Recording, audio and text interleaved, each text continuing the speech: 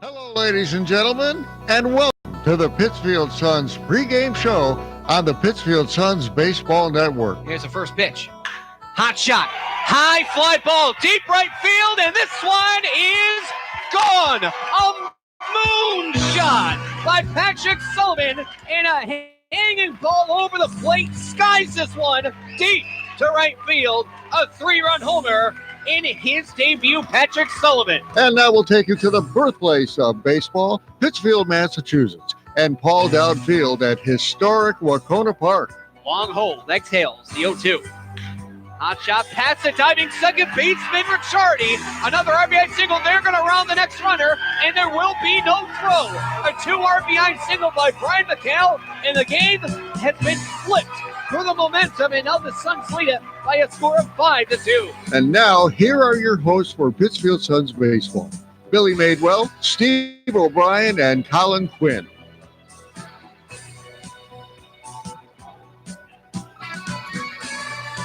Good evening, ladies and gentlemen, boys and girls, and welcome to beautiful Paul Dowd Field at historic Wacona Park in Pittsfield, Massachusetts, as the Pittsfield Suns get ready to take FCBL action against the visiting Bristol Blues.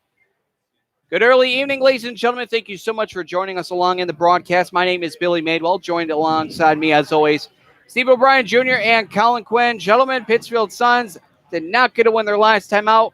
It didn't feel great because, again, you did split the home and home against the North Shore Navigators, but fresh off an off day and fresh with some new members on the staff for the Suns. I think this is going to be a good bounce-back game for the Suns. I mean, we've been saying it pretty much all of July. This team has become quite good at bouncing back after tough losses. They've done it twice already this month. I look at tonight as just another one of those nights. You played a home and home against a really good North Shore team. You split the home and home. That's not a terrible result. I like them to bounce back tonight against the Bristol Blues. Yeah, and I'm the same way, and this is a really good opponent here in the Bristol Blues, but the Suns have had their number all season long, and if my memory is correct, I don't believe that the Suns have a loss to the Bristol Blues. They beat them a couple times in Bristol and a couple of times here already this season. And it's a team that is definitely beatable, and the Suns have done so. And it's a huge, like you said, Steve, a huge bounce-back game for the Suns here tonight. We'll certainly see if they can stand the test of time and what has happened the past this season. It'll be certainly something to look at. In the interim, we're going to give you a trip around the FCBL and tell you what's happening around the current Futures Collegiate Baseball League of New England. Well, let's take a first look at the standings of the FCBL, where we find the Pittsfield Suns still holding first place, up one game in the standings. They are 20-14 with a .588 winning percentage. They lost their last game, as we just talked about, to the North Shore Navigators. They're 5-5 in their last 10 games. The North Shore Navigators are one game back of the Pittsfield Suns, but they do have one more win than the Pittsfield Suns. They're 21-17. With a .553 winning percentage, one game back of the Suns, 2-game winning streak, and they are 6-4 in their last 10, one of the hotter teams in the FCBL. The Brockton Rocks come in next, 2 games back of the Pittsfield Suns for first place. 19-17 is their record, .528 winning percentage. They lost their last game, and they are 4-6 in their last 10 games. The Worcester Bravehearts come in next. They've been about a .500 team all season long, and they continue that reputation. They are 19-18 with a .514 winning percentage. 2.5 back of the Pittsfield Suns. They won their last game, and they're 5-5 in their last 10 games. The Bristol Blues come in at an 18-17 record. That is the opponent tonight for the Pittsfield Suns. A .514 winning percentage, 2.5 back of the Pittsfield Suns. They've lost their last 2, and they are 4-6 in their last 10. One of the teams that have been struggling here recently in the FCBL. Rounding out the FCBL, the Nashua Silver Knights, who are 18-19, .486 winning percentage, 3.5 back of first place. They do have a 2-game winning streak, however, to the Silver Knights. It's been probably the streakiest team of the FCBL this season. They're 6-4 in their last 10. And rounding out the FCBL is the Westfield Starfires. They've been at the bottom all season long, haven't been able to get it going. 12-25 is their record, .324 winning percentage, and 9.5 games back of first place. They lost their last game, and they are 4-6 in their last 10 games. Let's take a look at some games that happened yesterday. Pittsfield Suns were the team that was off And so the rest of the teams did play. The Brockton Rocks defeated the Westfield Starfires 2-1 in Brockton, thanks to a 2-for-3 night from Eddie Hart. Hart had a RBI double in the first inning to get the scoring going for the Rocks. He then added an RBI single in the bottom of the fifth, and that was all the Rocks needed to take home the victory over Westfield. The Starfires got production from their outfielder Sean Murphy, who picked up a single, scoring Devin Kellogg for the only run for the Starfires in the game. As for the pitching, it was brilliant for both sides. The Starfires got brilliant start from Mason St. Pierre, who went 6 2/3, giving up 6 hits, 2 runs, 1 of those earned, no walks, and 13 strikeouts for Westfield. The Brockton Rocks had Nick Stanicola and Owen Langen go the full distance, giving up a combined 4 hits and 1 run. None of those runs were earned. The run one was not earned. And they both had 8 strikeouts themselves, combining for 16 strikeouts of the Starfires in the win. The North Shore Navigators defeated the Bristol Blues by a score of 8-3 from Fraser Field in Lynn, Massachusetts last night. In a rain-shortened game, the Navigators got the scoring going early in the first inning when Ben Maljury hit into a fielder's choice, and the Navigators scored on an error from the Bristol Blues. The scoring continued when Dominic Freeberger hit a 2 RBI single to get the Navigators in front 3-0. The Bristol Blues came back in the top of the third when they scored 2 runs on a 2-run home run from Danny Roth. And the Navigators just exploded on the Blues for a 5-run third inning to reclaim the lead and hold on to that lead before the rain came and called the game, and making the North Shore Navigators victorious. That's 2 wins in a row for the Navigators, 1 over the Suns and then 1 over the Bristol Blues. And that game was called in the bottom of the 6th inning. The Navigators win it once again 8-3.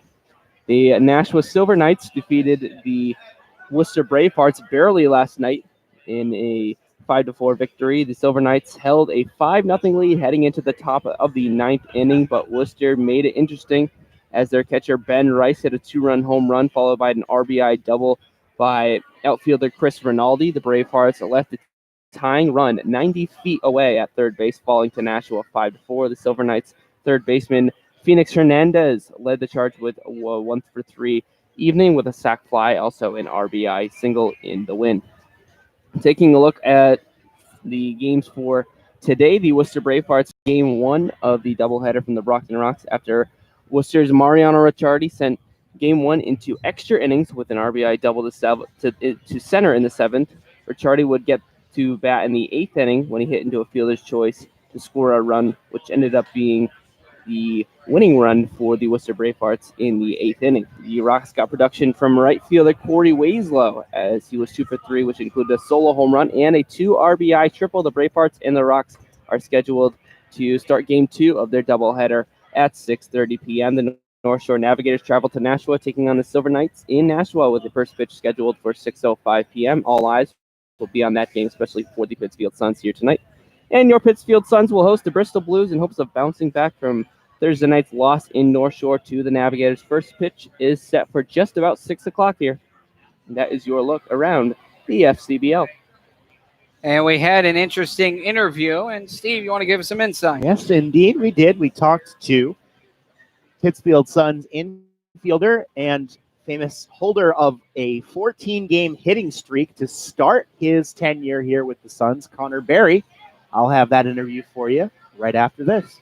You're listening to the Pittsfield Suns pregame show on the Pittsfield Suns Baseball Network. Hi, this is Paul McCartney on behalf of RAD. If you're drinking, you can't drive my car or any car.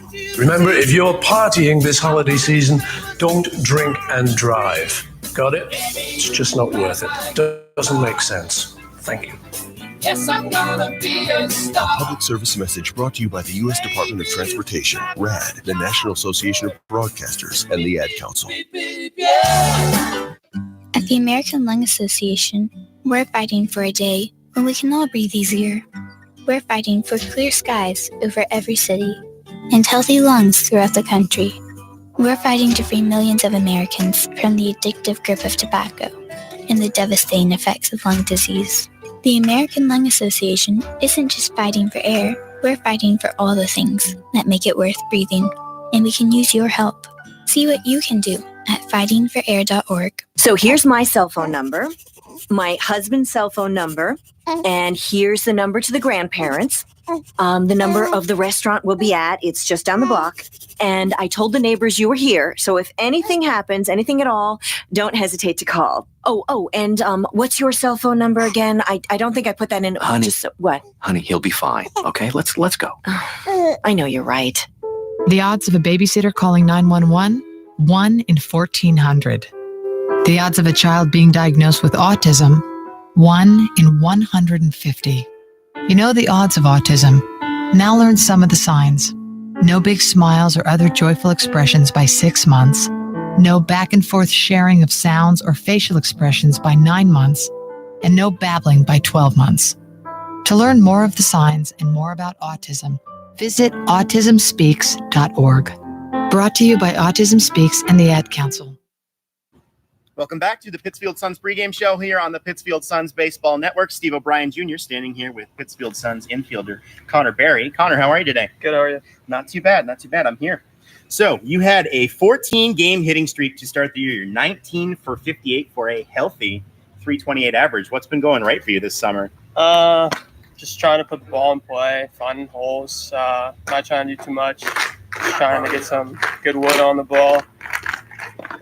What aspects of your swing have you worked on this summer, if any? Like I said, just trying to find holes, just finding a way to get on base. What's it been like working with hitting coach Chris Barbarato? Coach Bars is a great guy. I love him. He knows what he's talking about when it comes down to baseball and like your swing and whatnot. So yeah, he's helped me out a lot this year. So you guys had a tough loss Thursday night against the Navigators, but you guys have been excellent in bounce-back games this season, especially in July. What do you guys need to do to get a win today? Just do what we've been doing. I mean, once we click, we click. Once we get hot, we're hot. So if we just hit the ball and just keep doing what we've been doing. All right. Thank you very much, Connor Berry. I appreciate your time. Thank you. Remember, guys, vote Connor Berry on the FCBL homepage for your all-star fan vote. This is Steve O'Brien. We'll be right back on the Pittsfield Suns pregame show here on the Pittsfield Suns Baseball Network. And we are back here on the Pittsfield Suns pregame show on the Pittsfield Suns Baseball Network for the Pittsfield Suns. Again, they are taking on the Bristol Blues, and this is their last game before the 2019 Futures Collegiate Baseball League All-Star Game, which is happening right here in Pittsfield, Massachusetts at Wacona Park on Tuesday, July 16th. It is going to be a fantastic festival of scouting, of just having fun. It is going to be fantastic. And a couple returning players for the Suns. You have an intern who is a redshirt senior who's now going to be joining the team. Dylan Faircloth is in the starting lineup. Dylan Faircloth, a fantastic outfielder today. I believe he's going to be the designated hitter. He's got a good bat on him, good for average, as the Pittsfield Suns are going to be pretty much getting finished up, sending things over to the PA announcer, Connor. Let's listen in to the national anthem.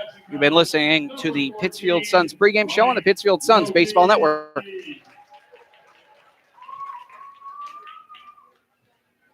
Ladies and gentlemen, at this time, could you please rise and remove all hats for the singing of tonight's national anthem? Performing tonight's anthem, please welcome Kaylin Dawson. Oh, say, can you see by the dawn's early light what so proudly we hailed as the twilight's last gleaming, whose broad stripes and the stars through the perilous fight for the red fox we march, where the galaxy streaming, and the rocket's red glare, nothing's bursting in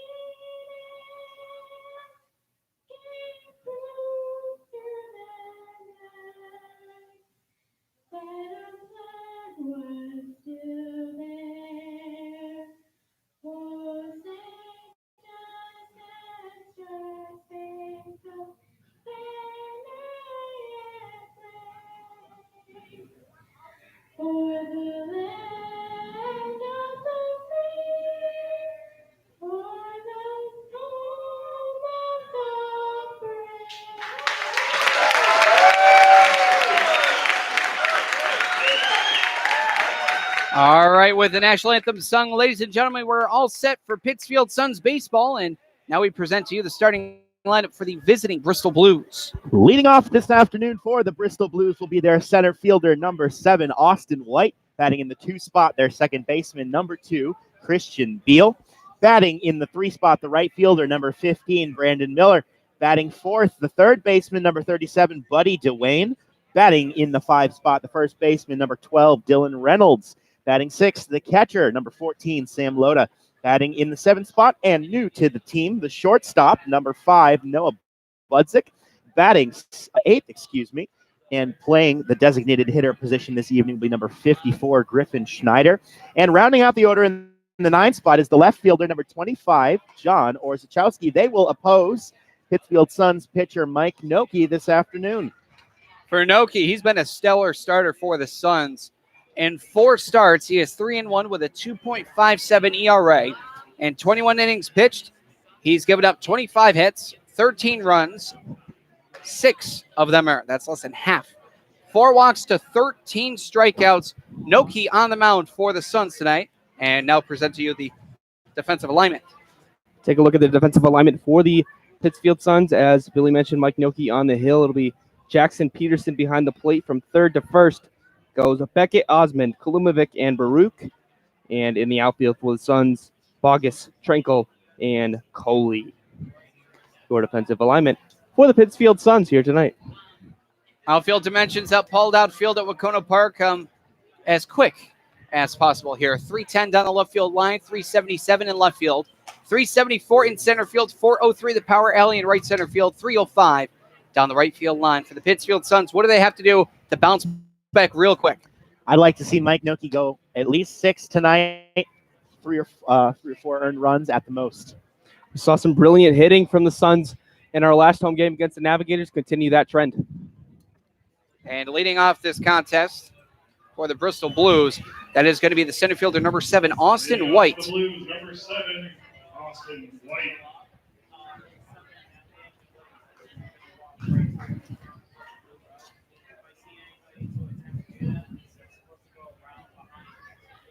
Austin White, the all-star voter, is going to be on Team Hillies. 350 hitter, no homers, 20 RBI. The first pitch of tonight's contest is low for a ball. The count is 1-0. This ball game starting off at 6:05 p.m.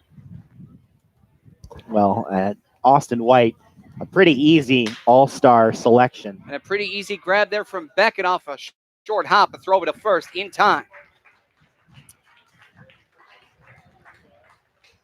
White leads the team in nearly every batting category. He's second overall in average, first in games played, first in at-bats, first in runs, second overall in hits. And though he just happens to lead the team with 20 stolen bases. So and second on the team in RBI, I believe. Didn't say so. I will take a look at that. That is correct. He's got 20 on the season. Second baseman, number 2, Christian Beal, will bat at the number 2 spot. First pitch, that's going to be a called strike. Count is 0-1 for Beal, batting 284, no homers, 8 RBI.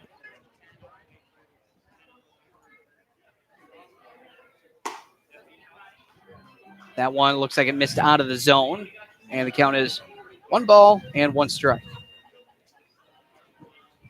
Here's the windup from Noki and the pitch. Fastball blew it by him, and the count now is 1-2. We've seen that a couple times already out of Noki. He's reaching back for a little something extra on some of these pitches.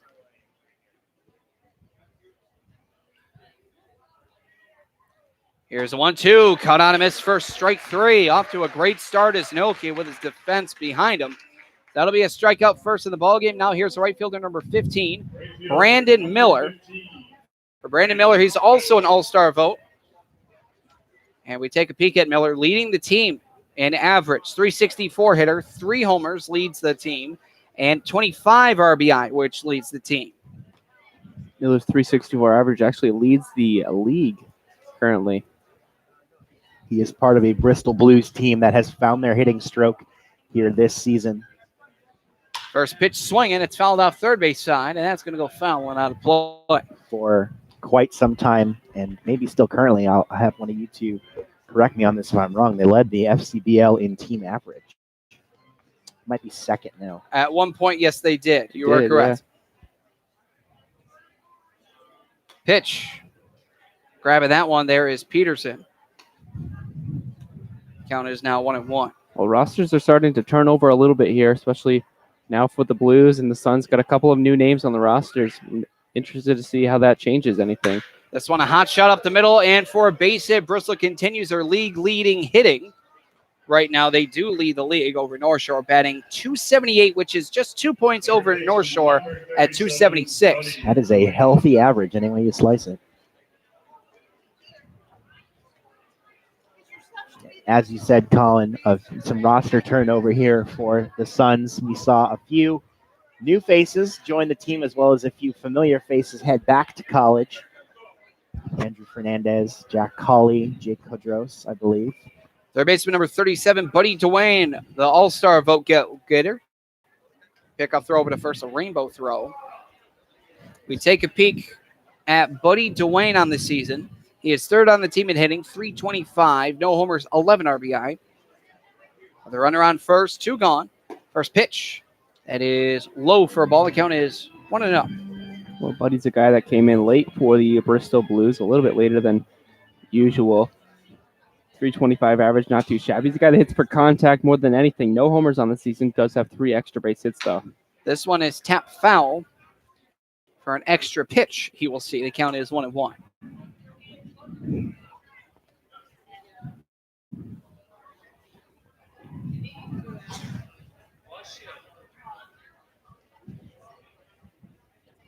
Off first is Miller with an average size lead. Right foot on the outfield lip of that grass. The pitch in and out of the glove there, Peterson. On a half-hearted pitch out. 2 balls, 1 strike, 2 gone, and 1 on. Blues just getting underway with the Suns. And a beautiful day for baseball. Not too hot, but humid. The last game before the All-Star break for the Suns for home games. 2-1, caught on a miss. He was able to push by the breaking ball that went low and away as he chased low and middle. 2 balls, 2 strikes. 17 strikeouts and 80 at-bats so far for Dwayne, but he doesn't have a strikeout in his last 2 games, just 1 in his last 4. 2-2. Oh, that's a bit of chin music there. And now the runner on first will have a free head start. 3 balls, 2 strikes, 2 gone.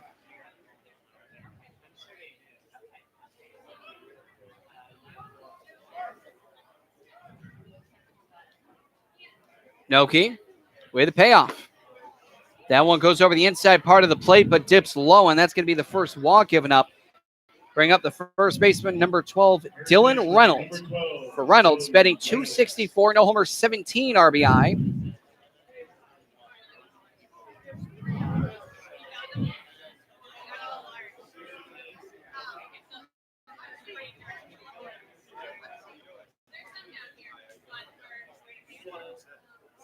Runners on first and second with 2 gone. First pitch against the lefty is in there. Called strike, 0-1. Noki's not a guy that walks a lot. Just 4 walks on the season. No walks in his last outing. That wasn't terrific against the North Shore Navigators on the 4th of July. But his only has 4 in 4 starts. This one is lined out into left. Going back as the left fielder makes the grab after misjudging it. And that will save a run, if not 2. No runs off 1 hit, no errors, and 2 men left. We now head to the home half of the first. No score between the Bristol Blues and the Pittsfield Suns, as we now present to you the starting lineup for your Pittsfield Suns. Leading off this afternoon for the Suns will be the center fielder, number 36, Caden Tranquil. Batting in the 2 spot, the right fielder, number 23, Mark Coley. Rounding out the outfield in the 3 spot is the left fielder, number 18, Jeff Bogus. Batting 4th this afternoon, the catcher, number 13, Jackson Peterson. Batting in the 5 spot, the newcomer, well, sort of, he's a returning Sun, designated hitter, number 39, Dylan Faircloth. Batting 6th, the first baseman, number 19, Dan Baruch. Batting in the 7th spot, the second baseman, number 1, Jack Kalumovic. Batting 8th, number 28, the third baseman, Taylor Beckett. And rounding out the order in the 9th spot is the shortstop, number 40, Bryce Osmond. They will be opposing Bristol Blues pitcher Cam Van Horbeck this afternoon. Van Horbeck 1 in 2 in 4 starts with a 5.14 ERA. 21 innings pitched. He's given up 21 hits. That's 1 hit per, by the way. 12 runs, all of them earned, 11 walks to 18 strikeouts. So right now, Van Horbeck's whip right now is, let's see, that is 33, excuse me. No, that is, let me do that math right one more time. I'm looking at hits and walks. 32 out of 21. Quick math, that's his whip. 152. That's a high margin. Man, Anytime you're over 1.5, that's a little suspect. Way to be there on the math, Colin. I mean, yeah. Yeah, I'll give myself credit for that, even though I just have it up right here. Oh, thanks. Anyways, we'll take a I remember the teachers always telling us, you're not always going to have a calculator in your pocket all the time. Yes. Are now. Well, Why don't we go to with a defensive alignment here for the Bristol Blues? well, for the Bristol Blues, it's Cam Van Horbeck who's on the mound. Sam Lodes behind the plate. From third to first for the Blues is Dwayne, Budzik, Beal, and Reynolds. And out in the outfield from left to right is Orzechowski, White, and Miller rounding out the defensive alignment for the Bristol Blues here tonight. Bit of a tongue twister there again. One of the players, I believe it was from 2014 or 2015, Bosnian player who was born in Bosnia and raised in Massachusetts, Zarif Pajazatovic. Nice. That's a great name. Hold on. Yeah, I mean, from a broadcaster's perspective, I can understand how that would be tricky, but just I like it a lot. Left-handed hitting center fielder number 36, Caden Schrenkel, will step up to the dish. As for Caden Schrenkel on the season, about halfway through, a little bit more. Schrenkel batting .254, 3 homers, 11 RBI.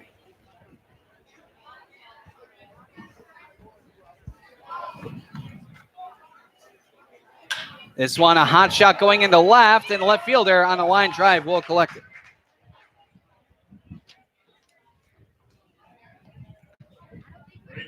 So the line out goes to left. Now the right fielder, number 23, Mark Coley, the all-star.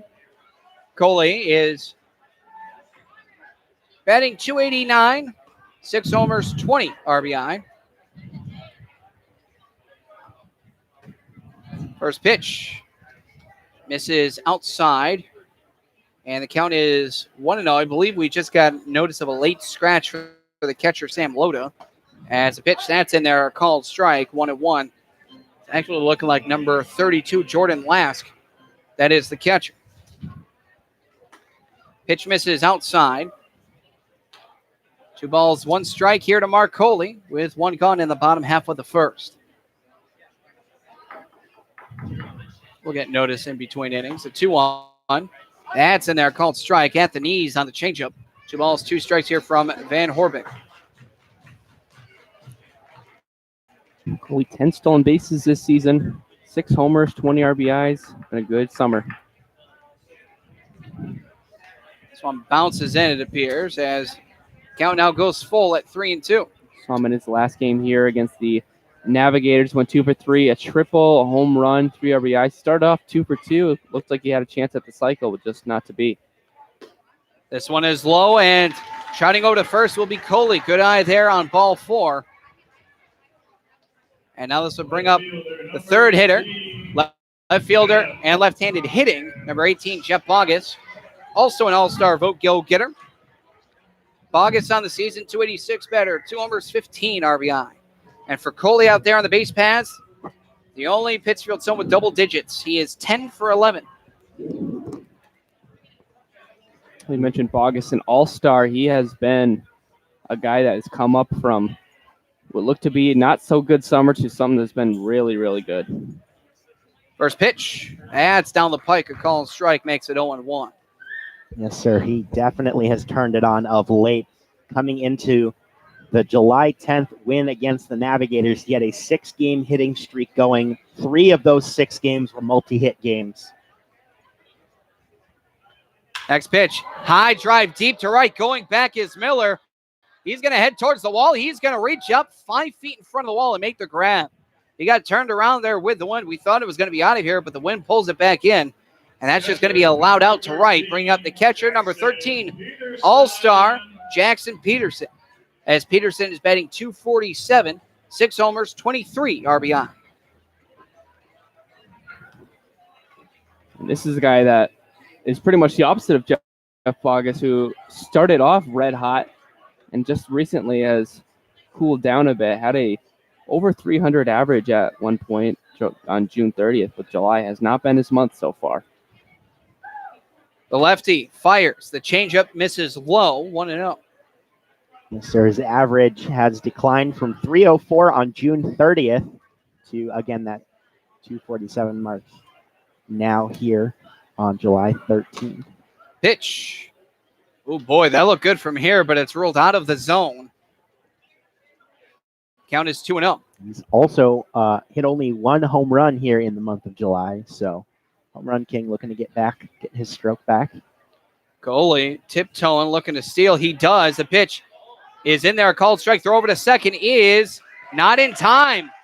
Oh, boy, that was very close. It did bounce in, and it did look like the tag was there, but apparently it was not. The swipe missed, and that'll be a stolen bag there for Coley. 11 for 12 now. The count is 2-1, and that's a stolen base there for Mark Coley, putting a runner in scoring position. With a throw that low, you got to wonder if there was an issue hanging on to the baseball on that tag. Some dust got kicked up as we got there. Hard to say from this far away. Well, during the warm-ups, the catcher throwing down to second did have trouble getting the ball out of his glove. That might have something to do with it.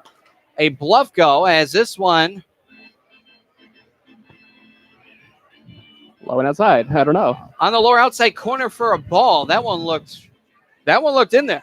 Yeah, Not sure where that one missed at all. Van Horbeck stood at the stared at the umpire there for a couple seconds. Stood off the backside of the mound for a minute. Here's a 3-1 breaking ball. That's in there for a called strike. As the squeeze is now officially gone, it marks it now 3-2.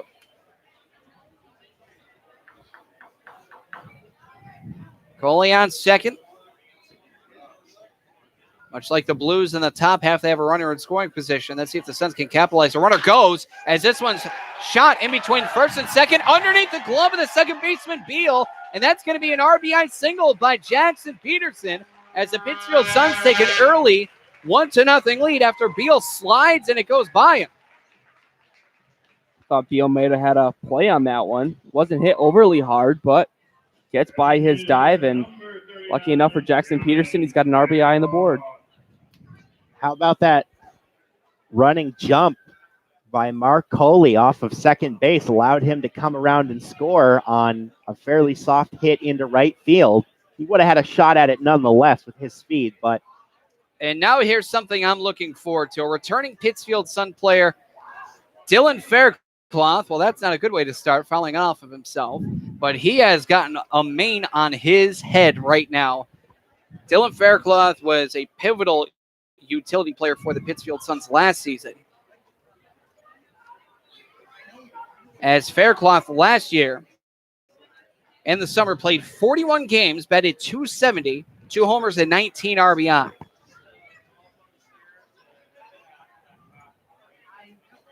Next pitch, that gets by him. The runner will advance over to second. Peterson chugging, thinking about third, but he'll stay put a quarter of the way down. Well, it's always fun to see a returning player here in the FCBL. Faircloth obviously having a decent, if not good, experience last year with the team, with the area. He's decided to come back. That's so good to see.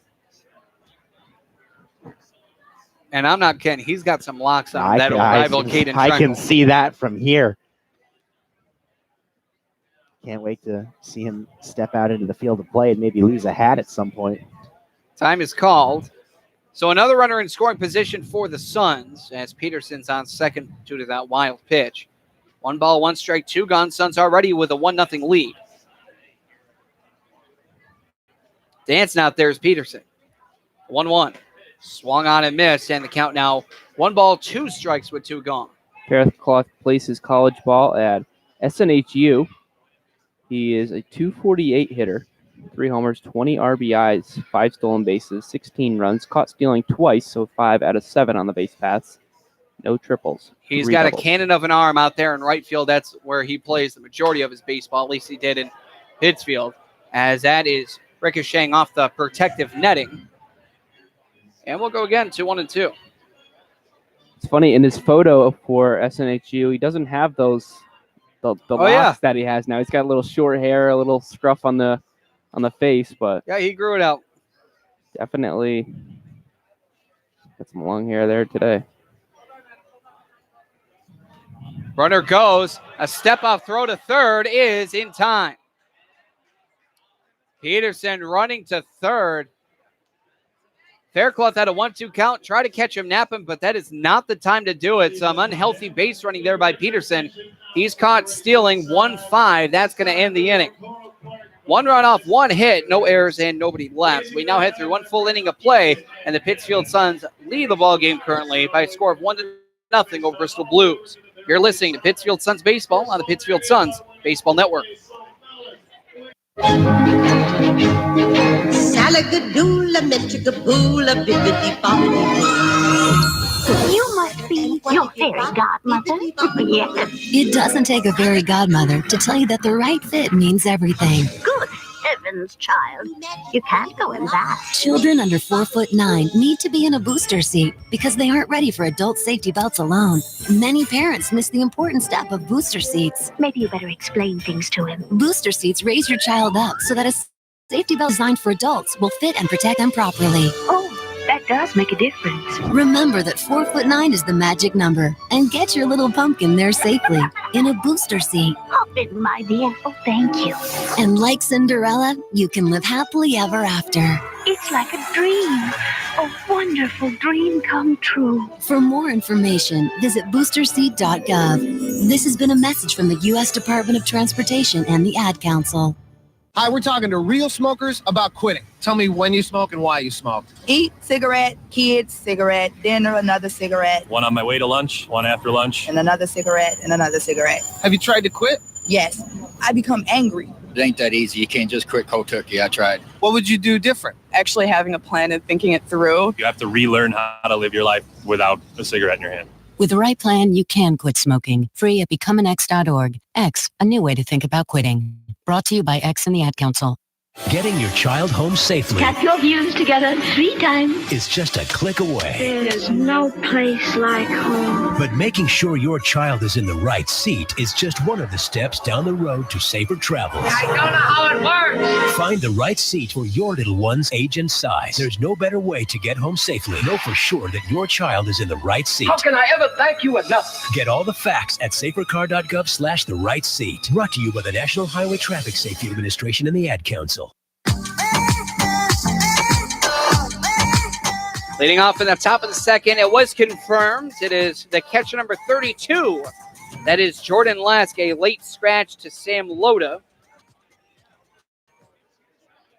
As we take a peek at Jordan Lask, well, first he's going to chop this one past the diving third baseman Beckett into left field. So with that, with a catcher Jordan Lask batting .208, it's going to improve there. No homer, 6 RBI. Before you even got to take a look at Lask, he sends one through the dive of Taylor Beckett at third and into left field for a base hit. Shortstop number 5, Noah Budzik. This is a new player for the Bristol Blues, just arrived today, and pickoff throw over to first.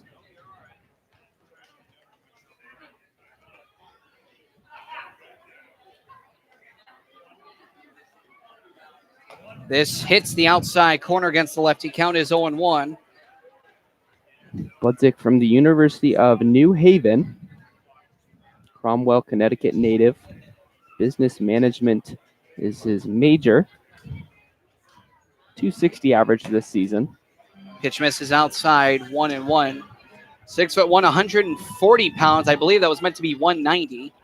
He does not look 140 at all. I'm sorry.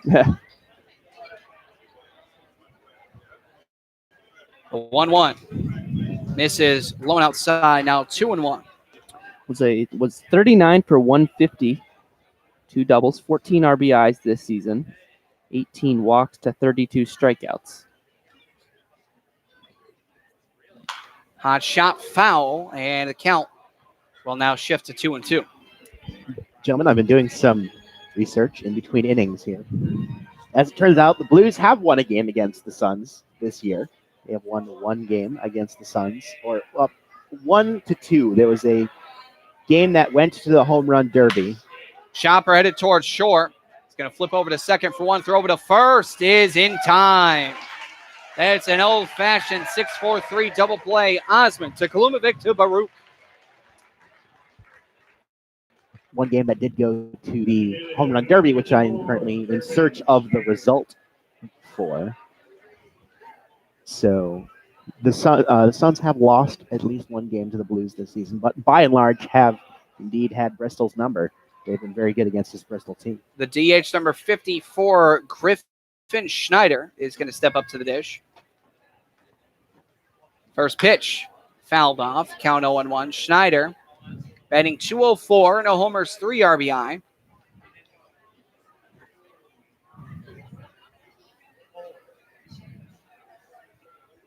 Noki shakes off a sign. 2 now from the windup, the 0-1. Fouled off first base side, just foul. And the count now is 0-2. Another one of those stretches on that double play by Dan Baruch over at first base. He's been known for those types of, as we like to call them, Dan Baruch specials over there at first. He did it again. Man, it's got to have some sort of It's routine and regime when it comes to yoga. It's got to have some sort of effect on his body. I feel like every time I watch him, after the next batter comes up, he's always stretching it out. Probably doesn't feel too good. The 0-2 breaking ball misses on the outside corner, maybe high as well as outside. The count is 1-2.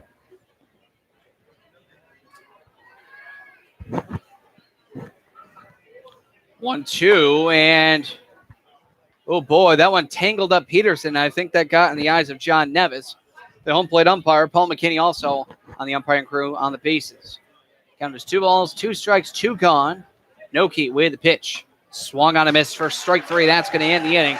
2 strikeouts, 2 innings for Noki. As in the second, no runs off 1 hit, no errors, and nobody left. We now head through 1.5 to the bottom of the second. Pittsfield Suns lead the Bristol Blues by a score of 1-0. You're listening to Pittsfield Suns Baseball on the Pittsfield Suns Baseball Network.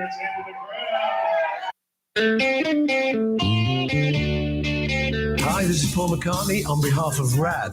If you're drinking, you can't drive my car or any car.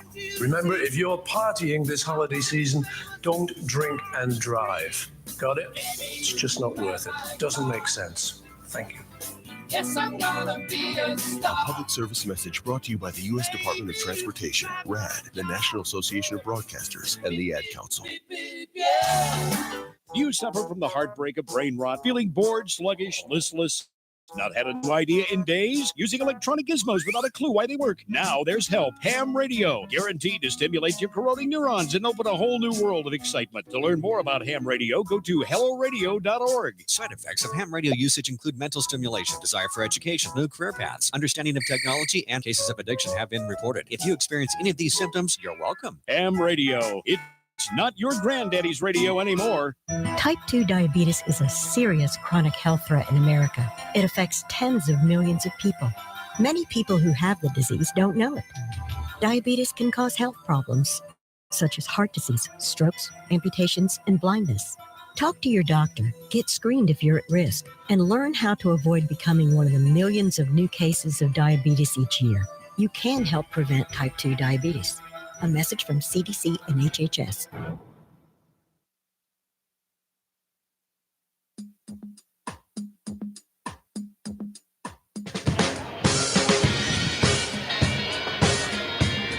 Pittsfield Suns now head to the bottom of the second, and they head to the bottom of the second, going back with designator number 39, Dylan Faircloth. He had a 1-2 count before Peterson was caught trying to swipe third.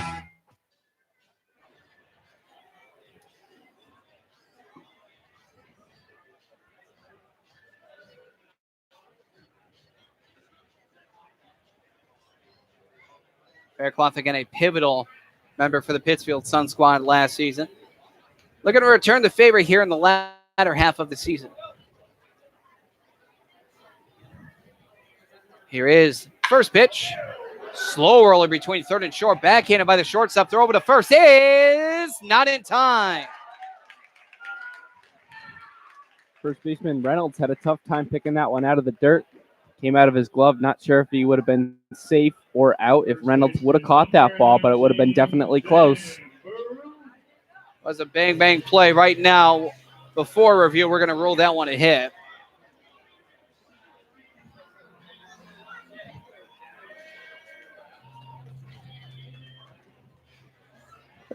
First baseman number 19, Dan Baruch, will step up to the dish.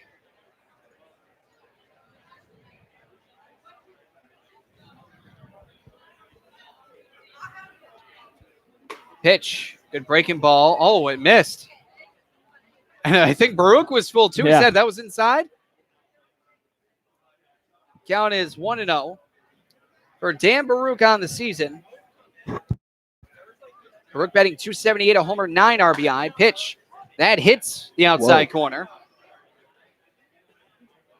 So we've seen John Nevis here a couple of times now, and he's been really, really consistent. Today has just been a little bit of all over the place so far. This one is lifted to deep left center field. Going back is Zachowski, excuse me. He does make the catch out in left. Second baseman, number 1, Jack Kolomovic. Kolomovic, the left-handed hitting. All-Stars, batting .324, a homer, 6 RBI. Sure, he's more than happy to see Dylan Faircloth back, not only in the Pittsfield Suns roster, but in the starting lineup.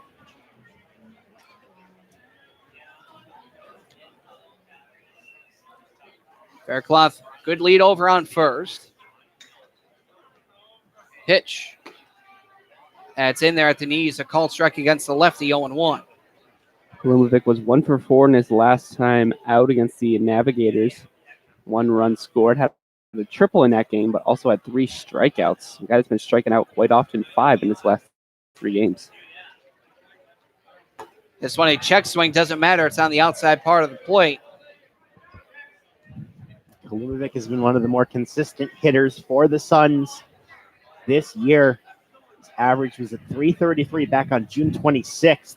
Since then, it's hovered right around that, with the exception of dipping to .296 at June 30th, and then back above 300 for the rest of the season. Inside swing on the handle. This one goes foul and bounces, I think, over the fence. Yes, it does. That's going to be a souvenir. We'll go again for 0-2.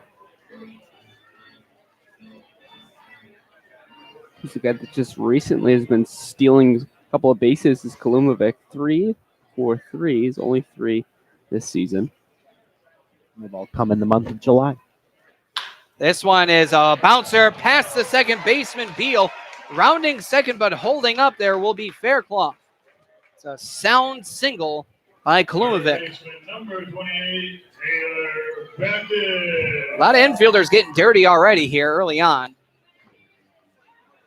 Third baseman, number 28, Taylor Beckett. He's been turning it on as of late after a slow season. He is 5 for 41. He's batting right now 122, a homer, 7 RBI. A very slow season, but right now he is the anchor over at third defensively. Well, it was really nice to see him get going in our last game against the Navigators. 2 for 4 with a home run, 2 RBIs. Pitch misses the inside part of the plate there to Beckett, and the count is 0-1. Flip, 1-0. It was very fun to see. We've seen him with that power stroke before. He hit 5 homers to propel the Suns to a home run derby win over the North Shore Navigators at North Shore. That does hit at the knees for a called strike. The count now is 1 ball, 1 strike. And don't forget, one of the games the Pittsfield Suns won against Bristol was a squeaker. They almost went to the second round of the home run derby, but the tying home run went to a time limit. So that last home run that would have tied it did not count. This one shot up the middle, and the center fielder on a line drive will collect the line out to center. Well, it's an out this time for Taylor Beckett, but he's putting some good contact on the ball. He had 13 strikeouts coming into today, so he's making nice contact with the ball and seems to getting a little bit better for him. Shortstop number 40, Bryce Osmond, batting 175, 2 homers, 7 RBI. Again, also, speaking of slow starters, he has gotten into his groove as well. And boy, oh boy, again, you won't find a better defensive shortstop in the league. Lefty Van Horbeck with runners on first and second, 2 gone. The pitch. Snap throw over to first and not in time. Pitch was out of the zone. The count is 1-0. Nice job by Kalumovic, almost tumbling back toward the bag. Nonetheless, he gets there just in time. It's that snap throw And there for Reynolds as well. He had to make sure he did not interfere with the runner during the tag. Otherwise, they would have advanced them.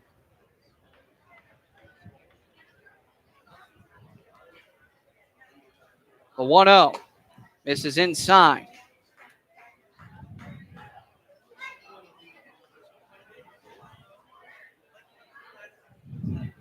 Osmond, the number 9 hitter, and the shortstop hole will conclude the first time through the lineup for the Suns. Here's a 2-0. Pop up in the infield, headed towards second. Beal underneath it will make the catch, and that will end the inning. So in the inning for the Pittsfield Suns, no runs off of 2 hits, no errors, and 2 men left. So we head through 2 full innings of play to the top of the third. Still 1-0 Pittsfield over Bristol. You're listening to Pittsfield Suns Baseball on the Pittsfield Suns Baseball Network.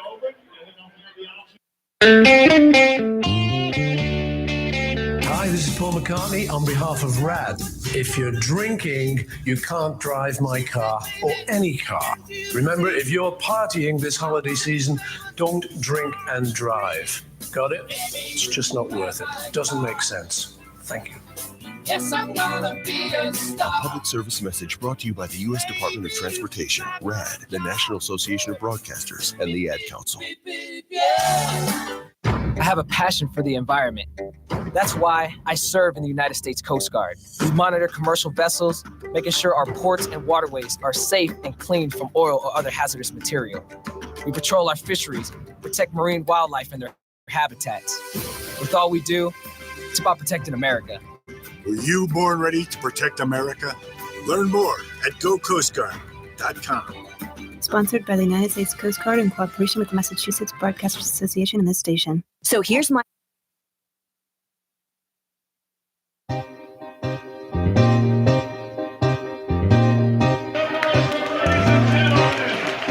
We now head to the top of the third, and this will be the final batter to take his first hacks at the plate. Left fielder number 25, John Orzechowski. And for Orzechowski, batting 200 on the season. That's the Mendoza line that former color commentator Andrew Blargen liked to say. No homers, 3 RBI. There we go. Don't worry, it's not just us that gets the name wrong. This one, a bouncer off the glove of the pitcher, and that's going to be an infield single. No throw there from Osmond. No chance either. We've seen that kind of play a couple of times recently here at Wacona. Chopper back up the middle, and the glove hand of Noki slows that one down to the point where there is no play on the ball. If, he lets that one go, which you could argue for or against the validity of that, then maybe the middle infielders have a better shot at making that play. It is instinct, however. Right, exactly. That's what I'm saying. Center fielder Austin White grounded up to third his last time up. Pickoff throw over to first is not in time. Orzechowski coming in at a 5-for-5 stolen base to caught stealing, right? Not been caught. His 5 attempts.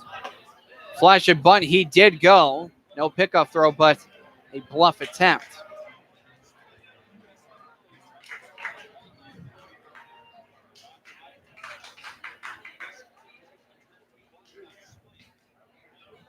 Runner does go. The pitch. Check swing, throw over to second is not in time. Time is called. They're going to peel on the call. I think the pitch was outside by the check swing. I think he didn't go around, but he did not go around. The count is 1-1. Well, it's a good jump there from Orzechowski. Really, as soon as the leg kick for Noki was gone and he was moving to second base and able to make it in time. The 1-1. Inside out swing going to left, and it's pushed, but the left fielder right there, Bogus, will make the grab. Good piece of inside out hitting, but it's right to an outfielder on the fly out.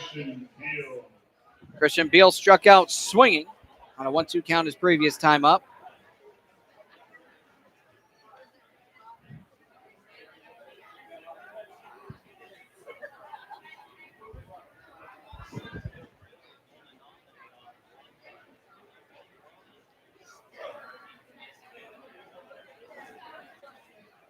This one, a chopper headed towards short. Osmond has it, throw over to first in time. And Baruch running back in, preventing the runner from going to second to third. Good defensive play all around with the runner on second, preventing the advancement. Now what you want if you were the Bristol Blues from Christian Beal.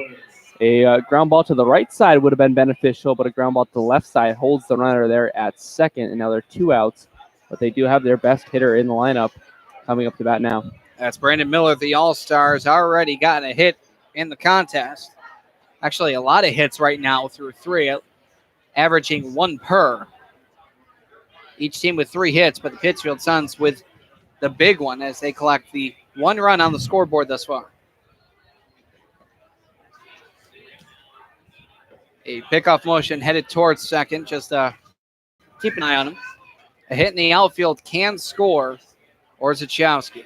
As such, I feel like this is a somewhat of an early game key moment here for both teams. First pitch. And one high and in. 1-0. Suns trying to keep Bristol scoreless through the first third of the game. Bristol trying to tie up the game with their, again, as you said, best hitter at the plate, and an opportunity to do so with a runner on second. Noki with 1-0. Fastball is run in, but it's fouled off. The count is 1-1.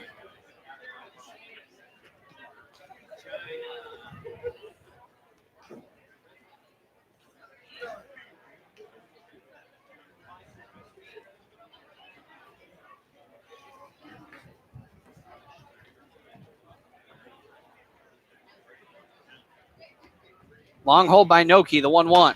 Swung on down the third base line, just foul. Just foul. Boy, did the Suns get lucky on that one. That was for sure a run for the Bristol Blues if that one stays fair, but barely goes foul. Wow. Ronnie Palmer there was round in his arms and then slowly stopped it and then held up the run. Suns coming out in their home white uniforms. Black Suns edged out in yellow on the front, same with the numbers on the back. Red numbers on the left, Edmund on the front. White pants with a black and red trim down the side. Black cap, black brim with the Suns P logo. Blues, road gray uniforms. Blue Blues on the front. Blue numbers on the back. Red numbers on the left abdomen for them as well. Just missing the upper inside corner. Now it's 2-2. Gray pants with a blue trim down the side. Blue cap with a gray brim with the Bristol Blues B logo on the cap. The umpires, well, that's standard. Another step back motion towards second here as Noki tries to fiddle and find his deuces wild pitch here against a dangerous Brandon Miller. The pitch swung on, chopper towards second, takes a weird hop and it goes past Kalumovic. The right fielder, Coley, has it. He does not throw into home and a run scores. If he threw into home, he had him dead to rights. He double clutched as the runner went. Well, tough play there for Jack Kalumovic. Just a weird hop off the lip of the grass and right by him. Coley definitely had a chance at home, but didn't throw it. So an RBI single now puts it at 1 apiece. I think that's one of those examples you see of the baseball gods giveth and they taketh away. Blues missed an opportunity to run with that. Fouled off there by Buddy Dwayne. And how odd is that as well? Because Beal had a slide and it took a weird kick underneath him. Yep. And this one, it takes a weird kick and goes over Kalumovic. So much for the hometown bounce, eh? Yeah, must be something going on over there. Be surprised if I see him kicking around some dirt. Runner goes. A throw over to second. Tag is applied, and he got him. So Kalumovic makes up for it with the tag after shouting not go. And that is going to be a caught stealing. 1-4. 1 run off 2 hits. No errors, nobody left. We now hit through 2.5 to the bottom of the third. It's 1 apiece between Pittsfield and Bristol. You're listening to Pittsfield Suns Baseball on the Pittsfield Suns Baseball Network. They're your friends. They're your neighbors. They're even famous entertainers. They're teachers. Okay, class, settle down. Open your book. They're scientists and astronauts. They're hams. They're 650,000 strong, and they're just like you. Earning your amateur radio license is easy. Just contact the American Radio Relay League at 1-800-326-3942. Hi, we're talking to real smokers about quitting. Tell me when you smoke and why you smoke. Eat, cigarette, kids, cigarette, dinner, another cigarette. One on my way to lunch, one after lunch. And another cigarette, and another cigarette. Have you tried to quit? Yes. I become angry. It ain't that easy. You can't just quit cold turkey. I tried. What would you do different? Actually having a plan and thinking it through. You have to relearn how to live your life without a cigarette in your hand. With the right plan, you can quit smoking. Free at becomeanx.org. X, a new way to think about quitting. Brought to you by X and the Ad Council. Type 2 diabetes is a serious chronic health threat in America. It affects tens of millions of people. Many people who have the disease don't know it. Diabetes can cause health problems such as heart disease, strokes, amputations, and blindness. Talk to your doctor, get screened if you're at risk, and learn how to avoid becoming one of the millions of new cases of diabetes each year. You can help prevent type 2 diabetes. A message from CDC and HHS. All right, we're back, and an interesting development here, and this is not good. This is not good at all. Right now, they're calling for the bullpen. During the warm-up throws, Cam Van Horbeck, he was warming up. Just not sure what happened, but he's coming up limp right now, and he's going to get taken out of this contest, and they're going to bring in a new reliever already. Not sure what happened to Van Horbeck. We can't assume anything because we don't have anything confirmed, but he did come up lame after throwing a pitch. Not sure where the injury lies, but it's a definite injury there for Cam Van Horbeck. Something you definitely do not want to see in any contest. Home, away, opposing team, what have you, and they're going to bring out the trainer. They're going to double check on him. Actually, we got two trainers. Going to take a peek at him. While we have time and while we're trying to figure out the development, we're going to give you a trip around the FCBL, tell you what's happening around the world of the Futures Collegiate Baseball League. Well, let's take a look at the FCBL. Already done is game one of a doubleheader between the Worcester Bravehearts and the Brockton Rocks. The Worcester Bravehearts take that one after Mariano Ricciardi sent the game into extra innings with an RBI double center in the seventh. Ricciardi would then bat in the eighth, who hit a fielder's choice to score what ended up being the winning run for Worcester. The Rocks got the production from Corey Wieslow, went 2 for 3, which included a solo home run and a 2 RBI triple. And the Rocks and Bravehearts are currently underway for game number 2 of that doubleheader. And it's been a 4-run top of the first inning for the Worcester Bravehearts so far, and they lead it 4-0. A double by Jake Gardner, and Jacob Sessa, also an RBI single, has the Bravehearts up 4-0. Also going on in the FCBL, a huge game to watch out if you're the Pittsfield Suns, as the North Shore Navigators hold a 2-0 lead over the Nashua Silver Knights in the bottom of the third inning. The Navigators got it going early with 2 runs in the top of the first inning on a Dominic Freeberger 2 RBI single. So they have the 2-0 lead there. And the Pittsfield Suns and Bristol Blues are currently tied at 1-1. In the bottom of the third inning, it was Jackson Peterson with an RBI single back in the first inning, and Brandon Miller just came up with an RBI single of his own in the top of the third, and we are tied here, 1-1. And it's ironic, really, because you had the Pittsfield Suns get a hit that goes past the second baseman Beal on a weird hop that goes underneath him on a slide, and then, alternatively, the exact same position, a bounce over the second baseman's head, Kalunovic. That was just a ironic, strange play, and especially coming from earlier in that bat, a line drive down the third baseline that went foul by less than a foot. Easily would have plated that run anyway. And then just so happens that what looks like it's going to be a routine play for the third out turns into an RBI hit up or into right center. Strange world we live in. It'll be the new relief pitcher. That's number 27, Wesley Leahy. He is in 7 appearances, 1 start. He is 2-0 with a 4.02 ERA, 15 2/3 innings pitched, 17 hits, He has 8 runs, 7 of them earned, 6 walks to 8 strikeouts. And again, not going to speculate on the injury there by Van Horbeck. It is a definite injury.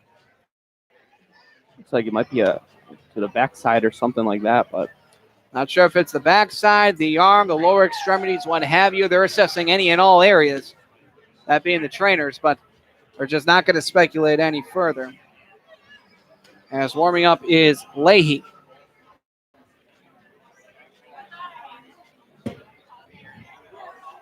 This is pretty interesting for the Suns as well.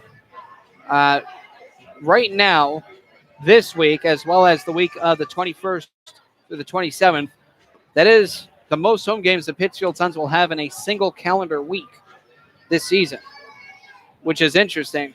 Early on, it was really 2 games, maybe even 3, but now it's going all of a sudden going to 4.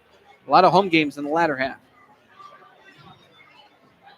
Well, luckily for us, our next one is the All-Star game. We'll have that. Yeah, there's no home games all next Right, week, yeah. except for, of course, the home run derby, the scout day, and the All-Star game. So Caden Trenkel will dig in.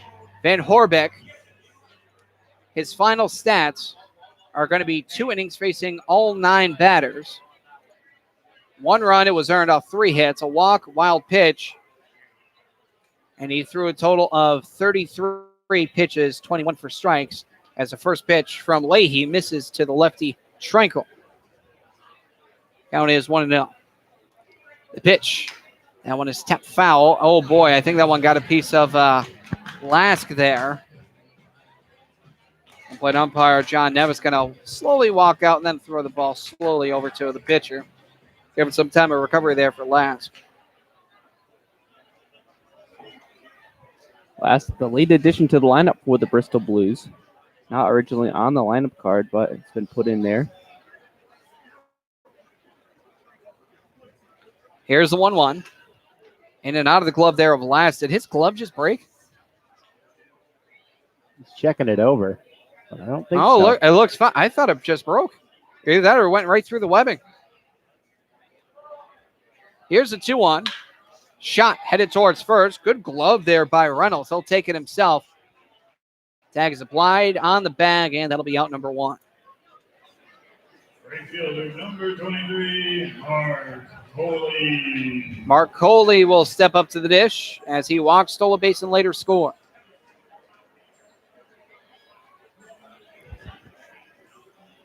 In addition to being one of the Suns' best hitters statistically this year, Coley, there's not much of a metric that measures clutch hits, but he has them. This one bounces in for a ball. Count is 1-0. He has a tremendous sense of timing, does Coley.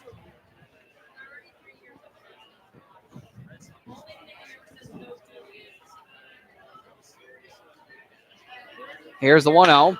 Hot shot towards third underneath the glove of the diving Buddy Dwayne. Goes into left field. He's thinking 2 will hold up over at first. And the ball got away, but the first baseman backs it up. So all around good awareness there for Mark Coley with a base knock into left field. Just like that, Coley has reached base in his first 2 at-bats. He walked back in the first inning, now a hit down the third base line. Now this will bring up Jeff Bogus, as the all-star left fielder has an all-star runner on the bases.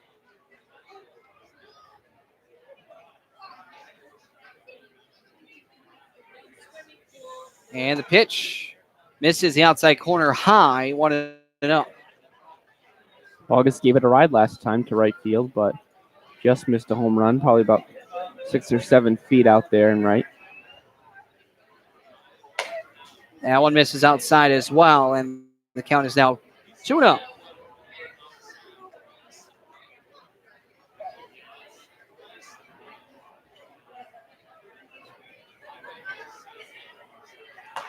Check swing, did not go. Doesn't matter. Outside corner.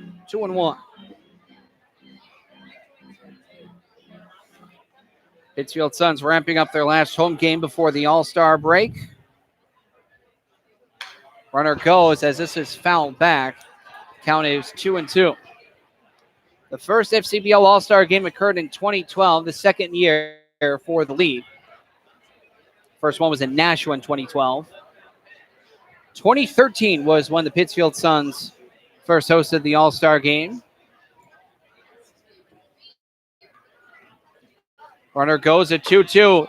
Breaking ball, throw over to second is not in time. Ducked underneath the tag and another stolen base by Marcoli.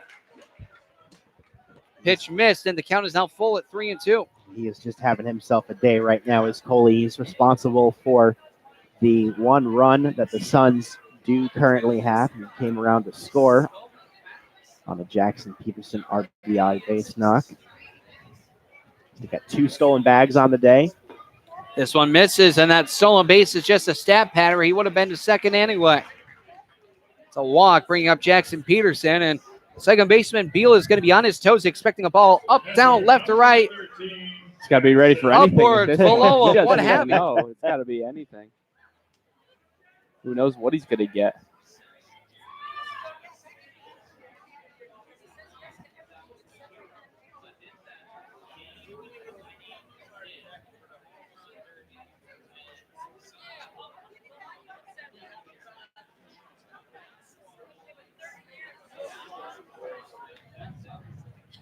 First pitch misses the outside corner, just outside, maybe a tad high there to Peterson. The count is 1-0. Well, we mentioned Peterson. Time to get going. Already 1 for 1 with an RBI in this game. Struggling as of late, but this could be the game to turn it around. Well, this one is knocked into left field. Underneath that is Orzechowski. He will collect the out, and he'll have to wait for another time to get another base knock. Bring up someone who does have a base hit past the shortstop, Budzik. This is Dylan Faircloth. Faircloth hit it to the shortstop who backhanded it, threw it over to first, but a bang-bang play. The ball was dropped either way.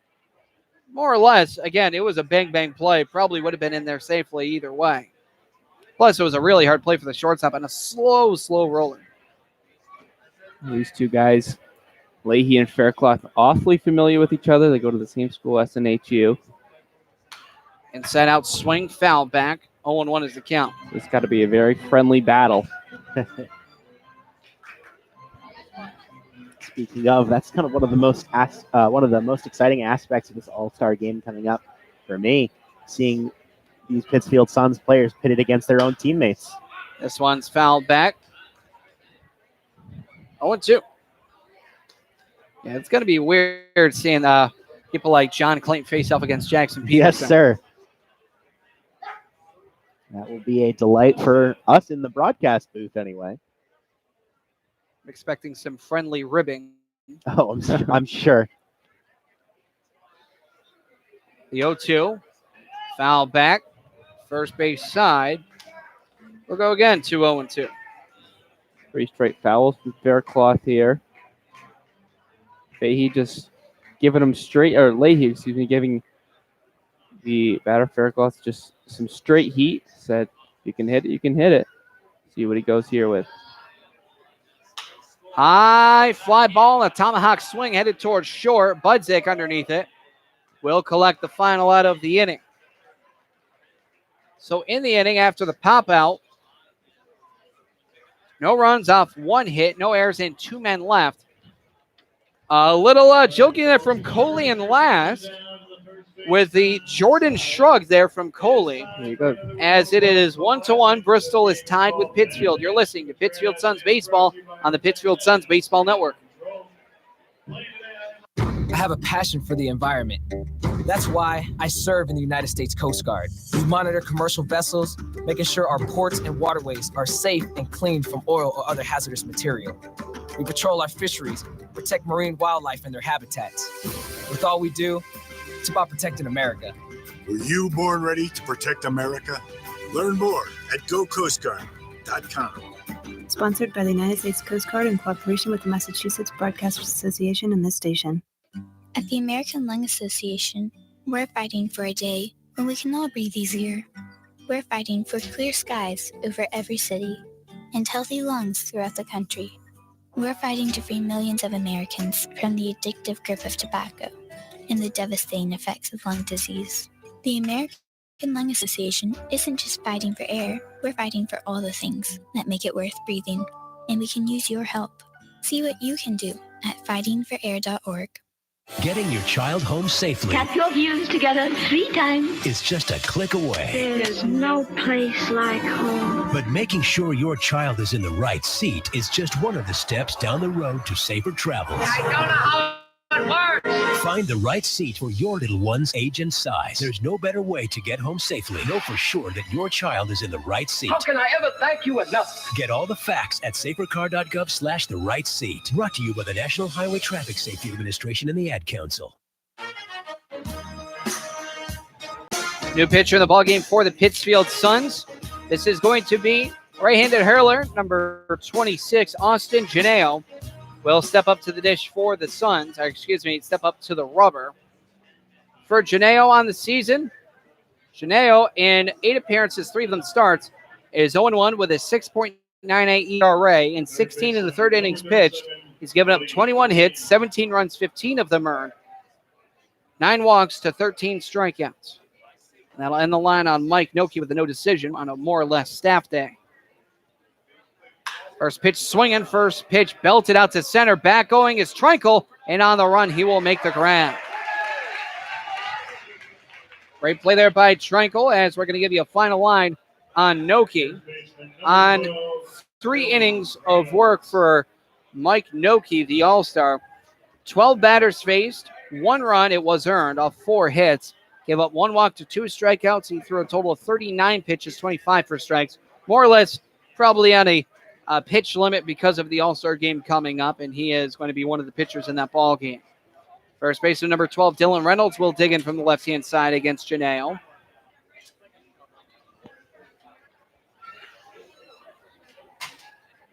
First pitch, breaking ball, misses high and away. I did a little digging in between innings there about the living between Mark Coley and Jordan Lask, catcher for these Bristol Blues. Pitch does hit the outside corner, 1-1. They are teammates at the University of Rhode Island. So, well, you can only assume that. Mystery solved. Well, they both attend University of Rhode Island, so yeah, I suppose we can only assume they are teammates. Swung on, shading it to left, digging in is Bogus, and on the run will make the grab before it was about to slide. Guys in the outfield today for the Suns got some good speed. Bogus in left, Trinkle in center, Coley out in right field. They can really track down some fly balls out there. That is Bogus's 3rd of the day, and we are only 3 2/3 in. Jordan Lask, number 32, the catcher, already singled to left. Past the third baseman. That pitch is in there, called strike, 0-1.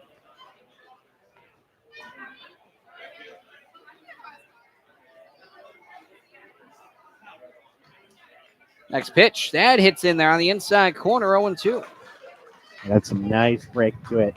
Looked as though that one was going to be inside by a couple of inches, but broke back across that left edge of home plate for the strike.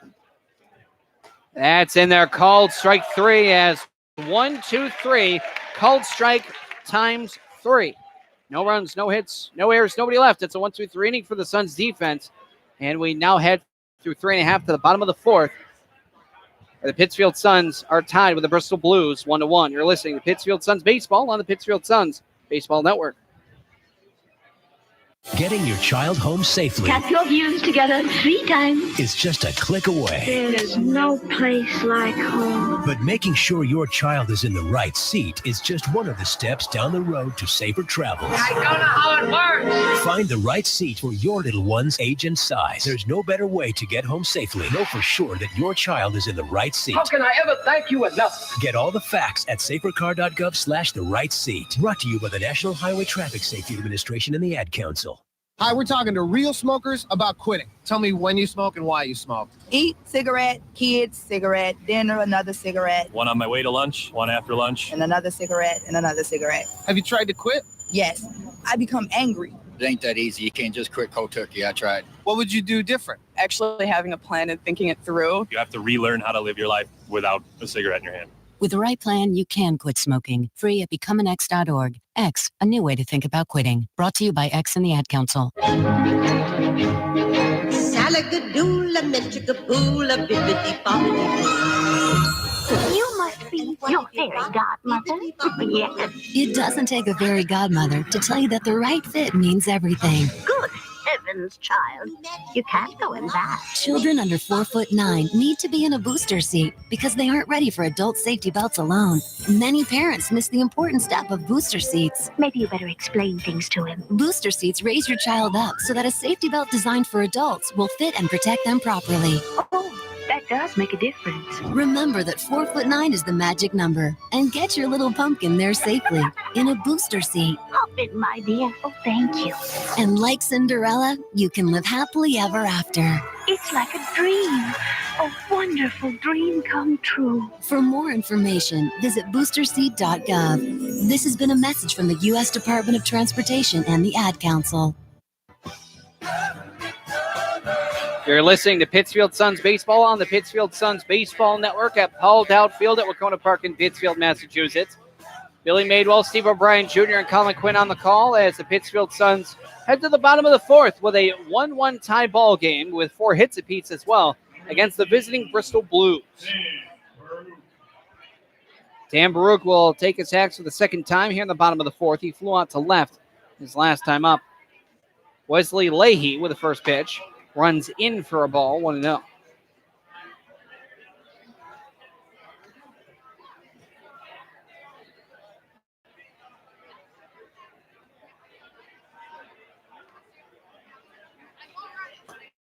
Swung on a miss from Baruch. The count is 1-1.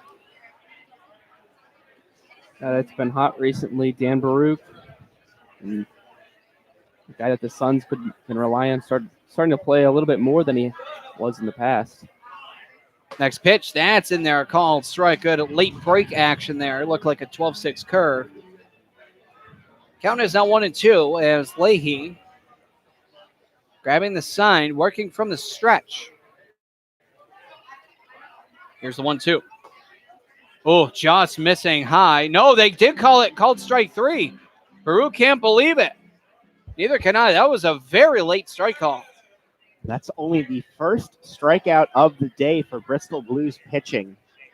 Up until this point, the Suns have been hitting themselves into outs. Now the first K picked up by the Blues here for Leahy. So here is Kalumovic, the all-star second baseman, already has a single to right. First pitch hits the inside corner, lefty here. Count is 0-1.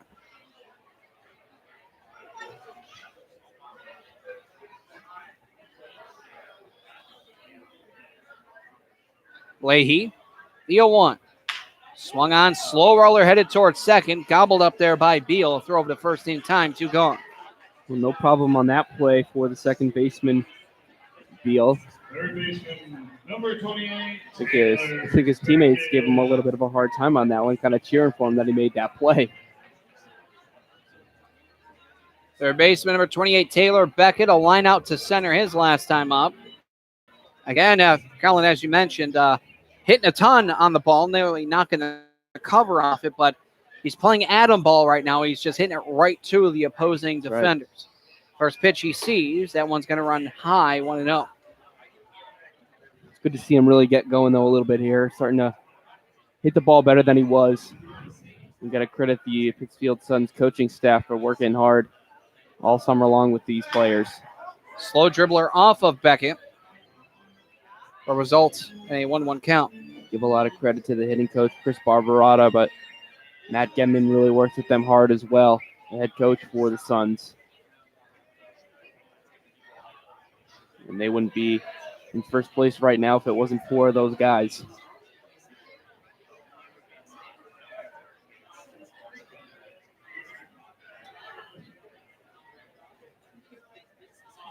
Pitch runs up and in. Beckett runs off. Count is 2-1.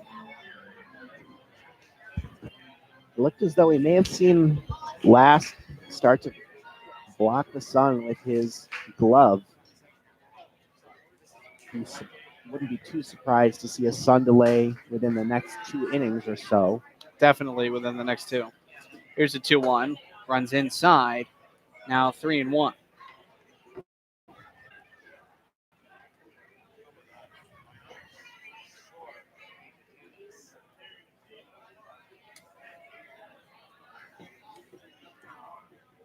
Hot shot past the first baseman and second baseman as that sticks in front of the right fielder Miller for a base knock for Taylor Beckett.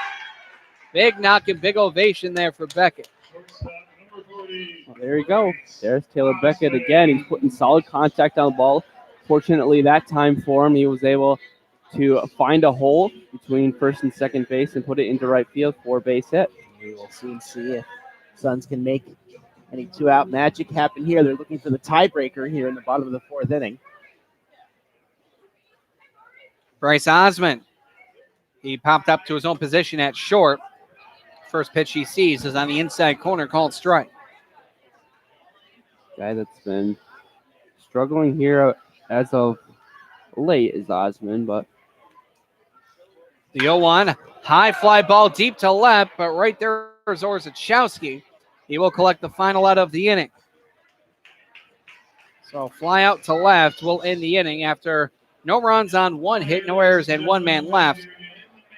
4 innings of play to the top of the fifth. Still the scoreboard sits. 1 run, 4 hits, 0 errors on each side. You're listening to Pittsfield Suns Baseball on the Pittsfield Suns Baseball Network. Check it out, it's the Terminator. Hey, when'd you get back, huh? Did you have to shoot anyone? Why are you so distant? Are you not happy to see me? So what's the deal? You gonna get a job now or what? Why are you being so jumpy? Put all that stuff behind you, okay?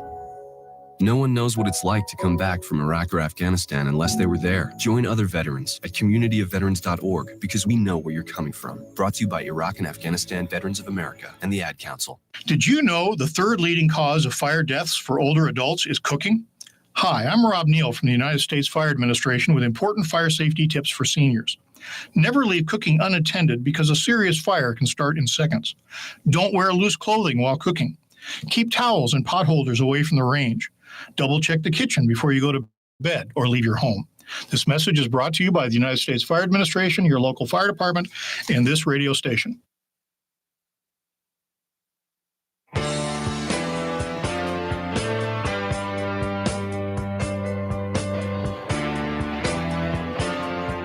Top of the fifth, going right through, just over an hour and 10 minutes into the contest.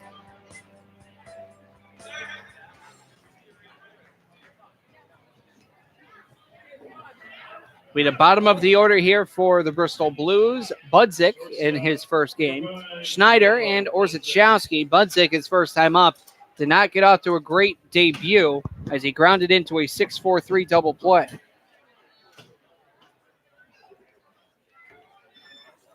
Austin Janeo still out there, and the first pitch runs inside for a ball, 1-0.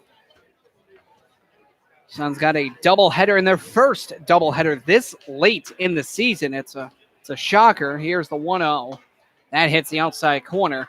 The count is now 1-1. The Suns really have had a lot of luck when it comes to rainouts. They've only had, I think, about 3. They've all been on the road. Knock on wood. The 1-1 miss is high, and the count is now 2-1. Although I did hear for the Suns, I'm not sure if that is the 23rd or the 1st. This one is a chopper headed towards second. Another weird hop, but Kolumovic's behind it. Throw over to first is in time. I'll go down 4-3, bringing up Griffin Schneider, who struck out swinging last time up. Well, he was ready for that one that time, was Kolumovic. Stayed back on that ball, and the hop came just about as he expected. Caught it about letter high. I'm not sure what time it is or if this is confirmed or what have you. Apparently their Suns are going to have a doubleheader against the Bristol Blues.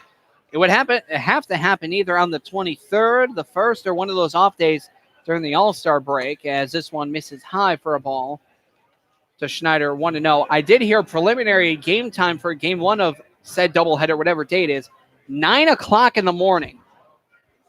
Yikes, that's way too early for, I think, anyone. Pitch misses outside, and the count is now 2-0. Well, that game on the 23rd against the Bristol Blues game is scheduled to start for 11 a.m. That would be it.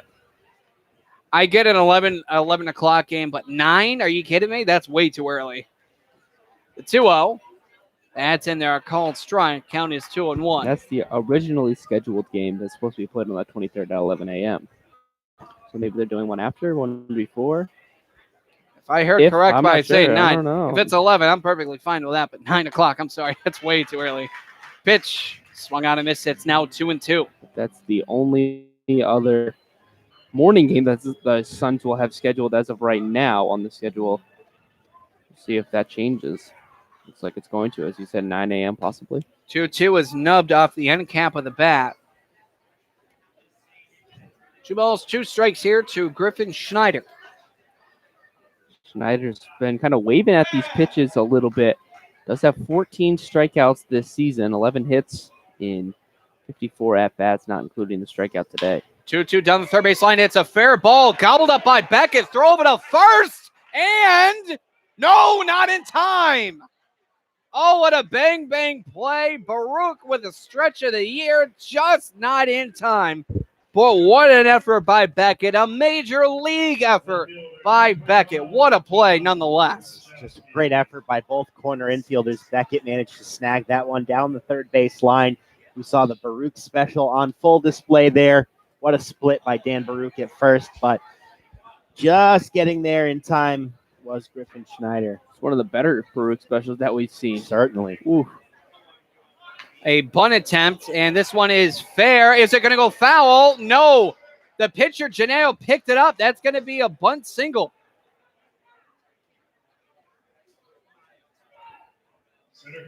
That's too bad. Looks like that ball was spinning towards the foul line. Janelle didn't let it continue to spin.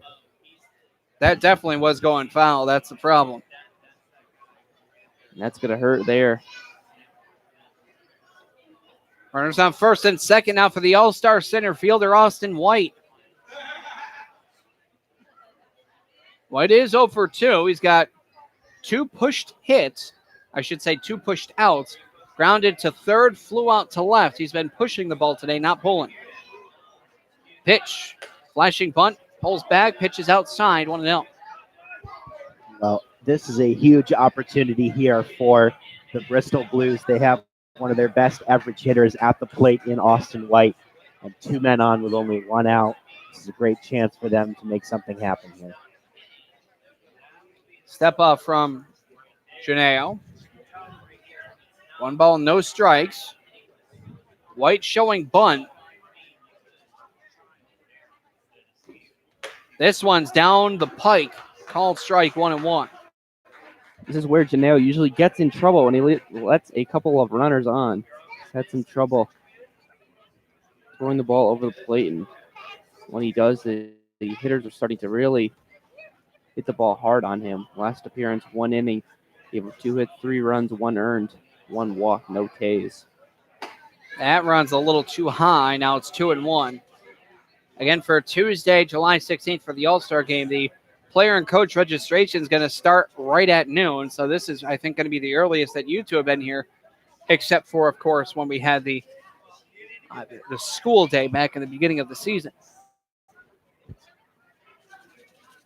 Janelle, the 2-1. This is high, and now it's 3-1, and oh boy, this is starting to become dangerous here. They're a ball away from loading the bases with 1 gone.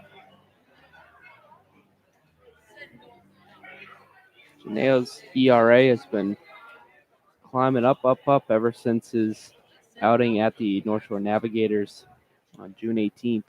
3-1, that's in there, a called strike. And we'll see if the batters, or the runners, I should say, go. You got Schneider and Orzechowski. Orzechowski is 5 for 5. Schneider has not attempted. Here's the payoff. Swung on, fouled off, will go again for the payoff pitch. This is a pivotal outcome here for the Suns. If Janelle can punch out Austin White here, have a 2-out, 2 men on situation instead of 3. Well, right now for Janelle, I think a ground ball is what he's hoping for. Payoff again. Ground ball headed towards short underneath the glove there of Osmond. The runner is going to come in. And that was just a hot shot that rallied right past him. That's going to be an RBI single by Austin White, and they now take a 2-1 lead. He just ripped that one right past the shortstop, and he had no chance. Second baseman, number 2, Christian Beal. That was a really tough play. Osmond, a sensational shortstop, known for his defense out there, just unable to make that play. It's a good piece of hitting, obviously, like you said, by Austin White. But usually you'd see Bryce Osmond make those plays, but fortunately not here today. Christian Beal, 0 for 2 on the day, will have a similar situation here.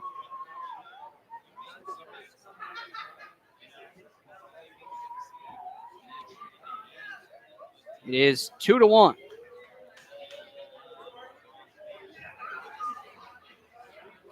Janeo with the first pitch here to Beal. Swung on in between third and short. Backhanded off the glove there of Osmond. And no play. That'll be an infield single, which will load the bases. And not just load the bases, but load the bases for Brandon Miller. He of 364 average, 3 home runs, 25 RBI coming into the game. Osmond had to be on the run. He did knock it down. He almost looked like he was going to go off balance and maybe fall or dive or anything there, but he was able to at least knock it down.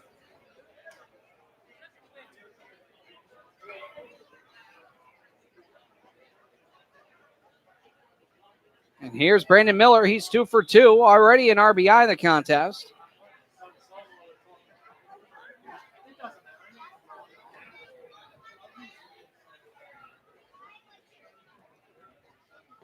At first pitch misses low for a ball, 1-0.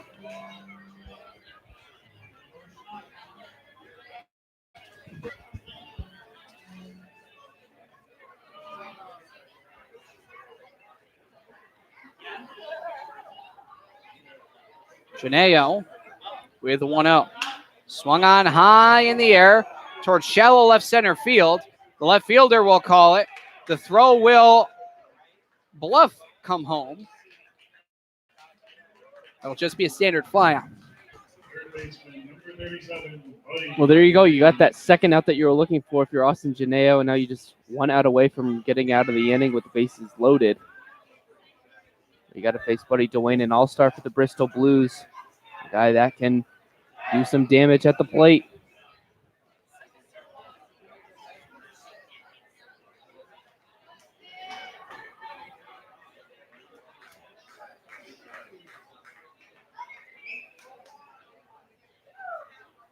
Buddy Dwayne, a walk and a fly out. And the all-star third baseman. He will shoot this one foul over to Brandon Shalikas. Oh, good backhand, bare hand grab there from Shalikas. We have seen it all season out of that Pittsfield Suns coaching staff. They've got the hands there along that third base side.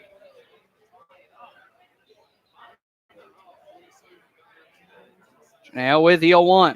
Swung on, a hit the pitcher, and that's no play. And now he lost it, and the run's going to come in. Flip home, no one's there. Baruch with a costly error. Not just 1 run coming in, but now 2. It'll be an RBI single by Buddy Dwayne and an error advancing a runner. They're going to check on Austin Janelle here. That one had to have hurt.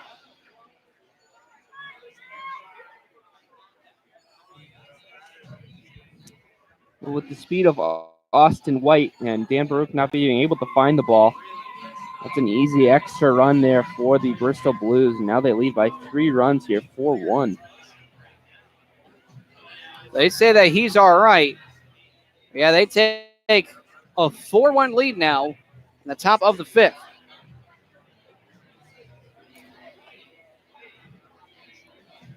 Dylan Reynolds has skied out to left twice, batting from the left-hand side. Runners on the corners now.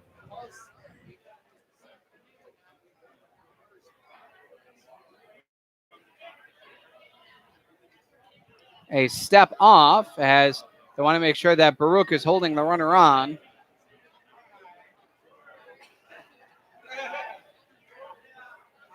And the pitch. First pitch there to the lefty Reynolds is high, 1-0.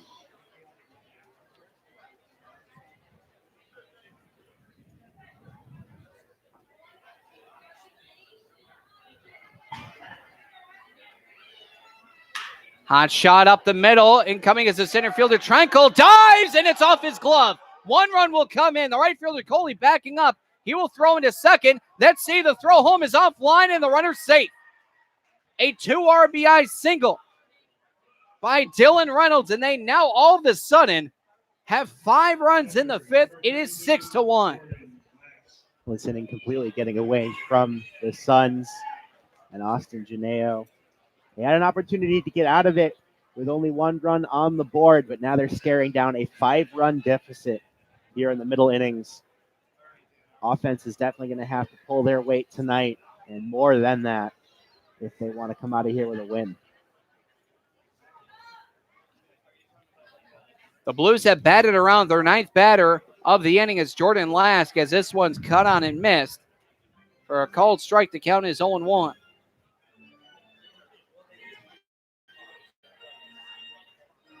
Good effort out there by Caden Tranquil, just unable to get it. He kind of, as soon as he missed it, he pounded the grass in frustration that he wasn't able to make that diving catch. That's in there, a called strike there to Jordan Lask. The count is now 0-2. 5 straight pitches now that Lask has looked at. Struck out looking his last time up on 3 straight. Actually, he did swing at the first one. My mistake. Here's the 0-2. Swung on a miss for strike 3. 9 batters have 5 runs plated off 6 hits, 1 error, and 1 man left. We now head through 4.5 to the bottom of the 5th. The Blues have overtaken the Suns and then some. They lead it by a score of 6-1. You're listening to Pittsfield Suns Baseball on the Pittsfield Suns Baseball Network.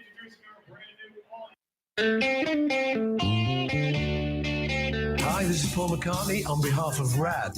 If you're drinking, you can't drive my car or any car. Remember, if you're partying this holiday season, don't drink and drive. Got it? It's just not worth it. Doesn't make sense. Thank you. Yes, I'm gonna be a star. A public service message brought to you by the U.S. Department of Transportation, RAD, the National Association of Broadcasters, and the Ad Council. You suffer from the heartbreak of brain rot, feeling bored, sluggish, listless, not had a new idea in days, using electronic gizmos without a clue why they work. Now there's help. Ham radio, guaranteed to stimulate your corroding neurons and open a whole new world of excitement. To learn more about ham radio, go to helloradio.org. Side effects of ham radio usage include mental stimulation, desire for education, new career paths, understanding of technology, and cases of addiction have been reported. If you experience any of these symptoms, you're welcome. Ham radio.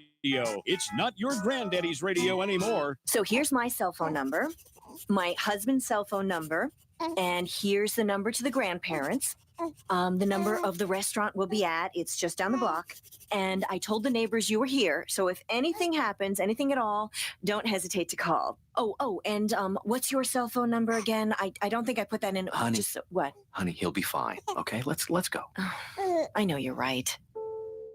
The odds of a babysitter calling 911, 1 in 1,400. The odds of a child being diagnosed with autism, 1 in 150. You know the odds of autism. Now learn some of the signs. No big smiles or other joyful expressions by 6 months. No back and forth sharing sounds or facial expressions by 9 months. And no babbling by 12 months. To learn more of the signs and more about autism, visit autismspeaks.org. Brought to you by Autism Speaks and the Ad Council.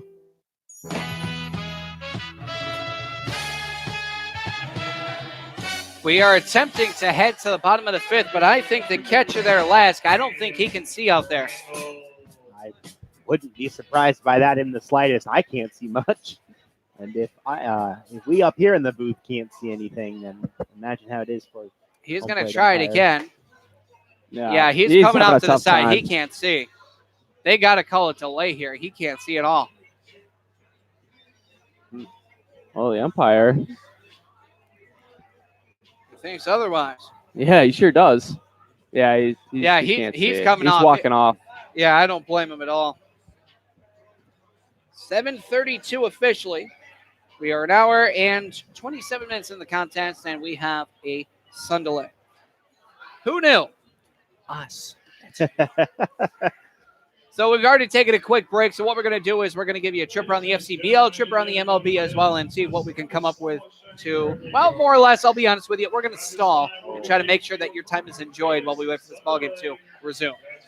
Oh, once again, the Worcester Bravehearts and the Brockton Rocks are playing a doubleheader today. Game 1 already in the books as Worcester's Mariano Ricciardi sent Game 1 into extra innings with an RBI double to center field. Ricciardi would then get an at-bat in the 8th inning and hit into a fielder's choice that scored a run, which ended up being the game-winning one for the Bravehearts. The Rocks got production from their outfielder, right fielder, Corey Waislow. He went 2 for 3 with a home run and a triple in that game. He had 3 RBIs in total. The Bravehearts and Rocks currently underway for a game 2 of their doubleheader today and find themselves in the top of the 3rd inning with the score, the Worcester Bravehearts 7 and the Brockton Rocks 0. 6 runs in the 1st inning for the Bravehearts, and they have tacked on 1 extra one in the top of the 3rd. The Brockton Rocks have no runs, no hits, and 1 error on the board. Other games going on in the FCBL, the North Shore Navigators have a 4-1 lead over the Nashua Silver Knights. The Navigators 2 runs in the 1st, 2 runs in the 5th. The Silver Knights 1 run in the 4th, and that is currently where they stand with a 4-1 lead over the Silver Knights that the Navigators have. And the Bristol Blues just exploded for 5 runs in the top of the 5th inning, and they have a commanding 6-1 lead over the Pittsfield Suns currently. And we'll see if the Suns can turn it around as we head into this sun delay and come back after the sun delay. We'll see how that affects both teams, as we've seen it affect the visiting team more than the home team, I would say. But we'll take a look at the MLB scores now as we find the Oakland Athletics leading the Chicago White Sox 13-2. The Athletics 13 runs on 13 hits, no errors. White Sox 2 runs, 7 hits, 1 error. The New York Mets lead the Miami Marlins 2-0. Mets in the bottom of the 4th. It's a 2 runs, 4 hits, 1 error for the Mets. No runs, 3 hits, and no errors for the Marlins. In the bottom of the 2nd, it's a doubleheader today between the Tampa Bay Rays and the Baltimore Orioles. In the bottom of the 2nd, the Rays lead at 2-0. 2 runs, 2 hits, no errors. The Orioles still looking for their first hit. No errors on the board for them. In the top of the 2nd, the Minnesota Twins have the lead over the Cleveland Indians. 2-0. The Twins on 2 runs, 4 hits, no errors. Indians, no runs, 1 hit, no errors. In the bottom of the 1st, the Arizona Diamondbacks and the St. Louis Cardinals battling 2-0 in favor of the Cardinals. 2 runs, 1 hit for the Cards. No runs, a hit, and an error for the Diamondbacks. Top of the 2nd inning, Tigers and Royals, no score, 1 hit for both squads. The Los Angeles Dodgers have the lead over the Boston Red Sox, currently 1-0 in the bottom of the 1st. Chris Sale still not able to find it, and that's making me angry to look at. In the bottom of the 1st inning, the San Francisco Giants have the 1-0 lead over the Milwaukee Brewers. The Giants 1 run, 1 hit, no errors. Brewers no run, hit, 1 error. And first in Philadelphia between the Nationals and Phillies, no score in that one. Earlier today, the Toronto Blue Jays defeated the New York Yankees by a score of 2-1. The Blue Jays got 2 runs on 8 hits, no errors. Yankees 1 run, 8 hits, no errors. In the first game of the doubleheader tonight, the Baltimore Orioles defeated the Tampa Bay Rays 2-1. The Orioles won that one on 2 hits, 7 hits, and no errors. Rays 1 run on 3 hits, no errors. Earlier today as well, Cubs defeated the Pirates 10-3. Cubs 10 runs, 13 hits, 1 error. Pirates 4 runs, 11 hits, and 2 errors. Still later to come tonight are the Houston Astros and Texas Rangers at 8:05. Cincinnati Reds and Colorado Rockies at 8:10. Atlanta Braves, San Diego Padres at 8:40, and Seattle Mariners and Los Angeles Angels at 8:07. A couple of things to note from the MLB. Last night, a no-hitter was thrown, a combined no-hitter, and my goodness, how fitting it was. The best story in baseball ever. How fitting it was for the Los Angeles Angels to throw the no-hitter against the Seattle Mariners. It was a combined 2 pitchers were able to throw it. It was Felix Pena, who went pretty much the whole way, went 7 innings, just giving up 1 walk. They were 1 walk short of the perfect game. 6 strikeouts in the game.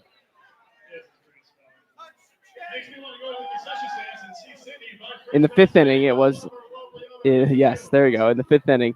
But the Angels poured it on with 13 runs, and they had 7 runs in the 1st inning. And their pitcher, who recently passed away, Tyler Skaggs, was born on July 13th, 1991. July 13th, it happens to be the date of today. And their last no-hitter for the Los Angeles Angels was thrown on July 13th, 1991, when Tyler Skaggs was born. So how incredible was that? The story, it just aligned perfectly there. Can't get much better than that, can you?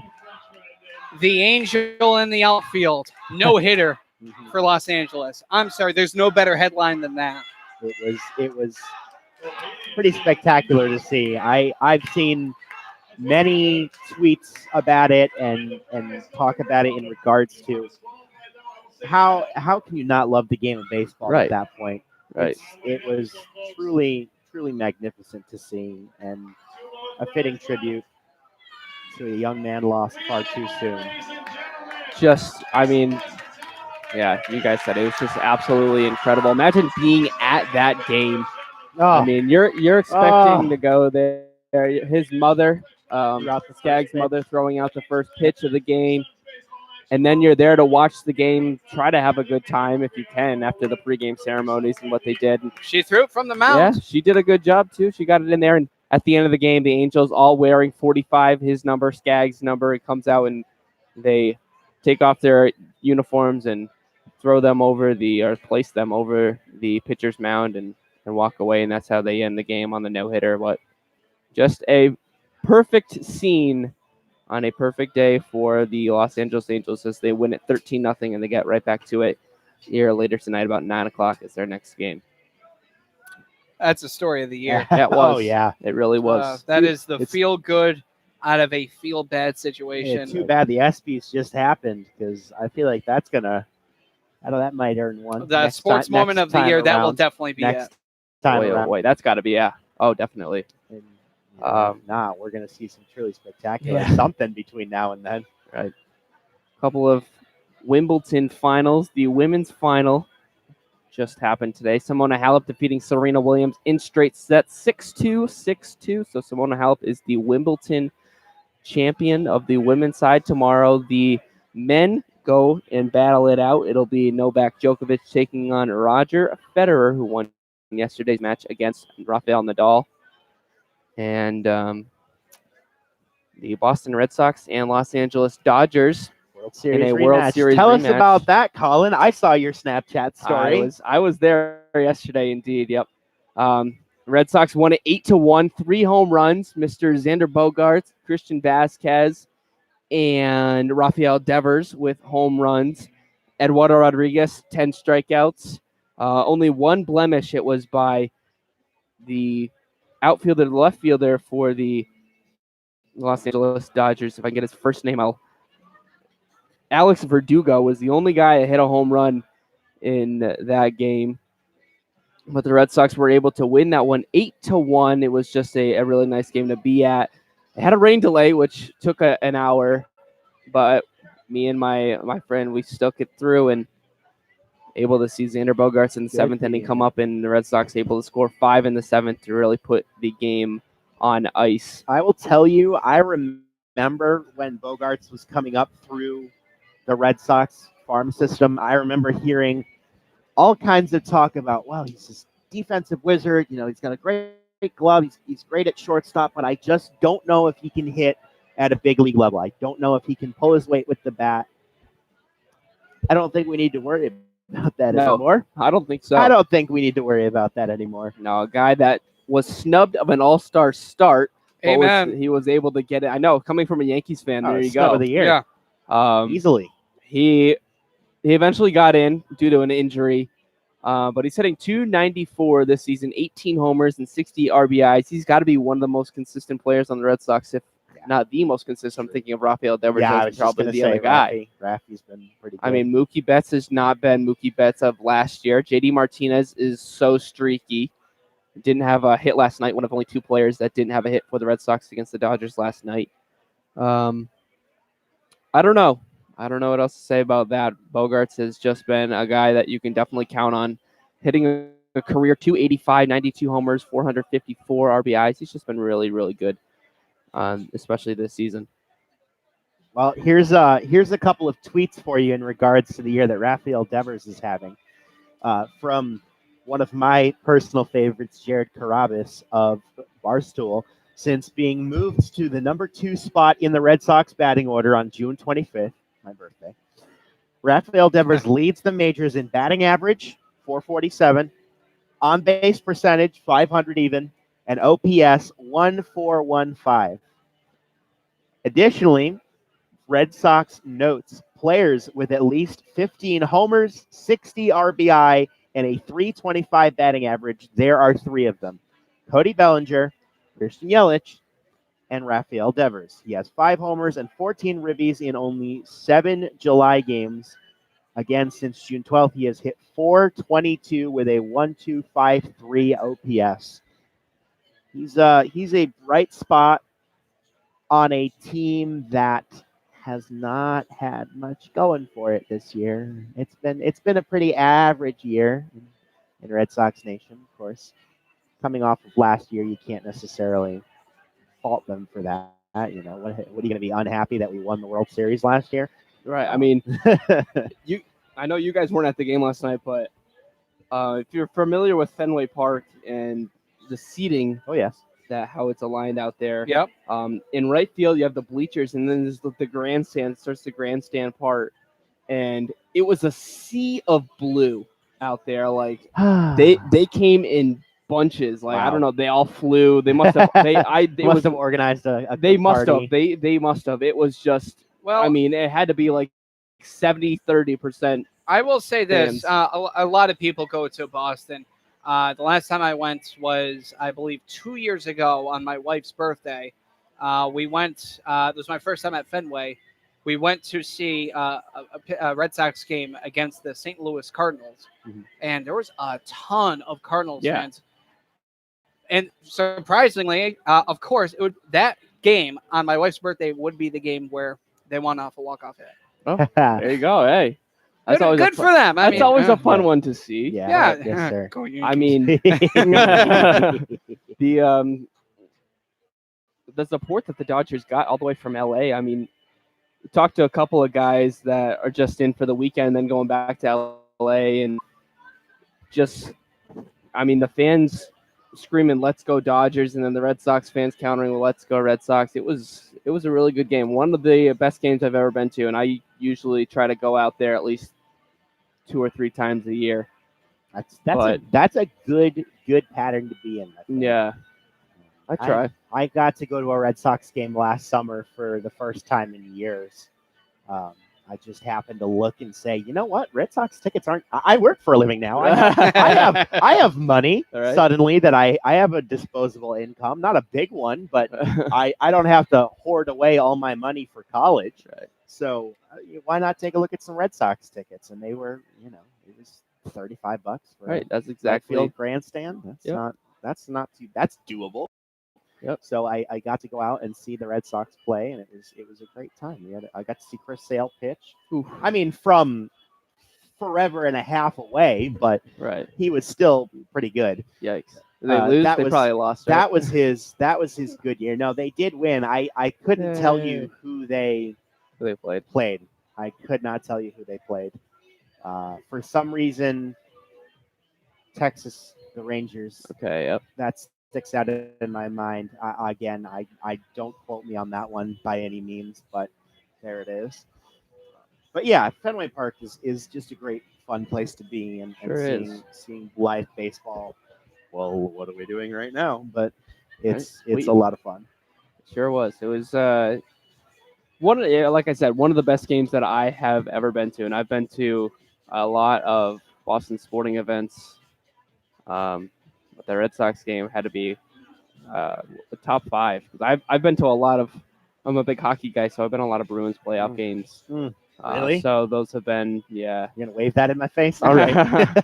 I've been, That's awesome. I'm sorry. That's I went to I went to 2 this past year. I went to game 1 against Carolina. When they won to come back in the third period, and then I went to game 1 against Toronto where they lost. It was yuck. Yeah. But that's got to be rough to shell out money for playoff tickets and then see your team lose. Yeah. I went to me and my college roommates and a couple of friends went to when they played Ottawa in the first round a couple of years ago when they weren't that good. Yep, I do. But Ottawa was good. And we went to the 2 home games that they were scheduled for, and they lost both of them. One in overtime, and one they just lost.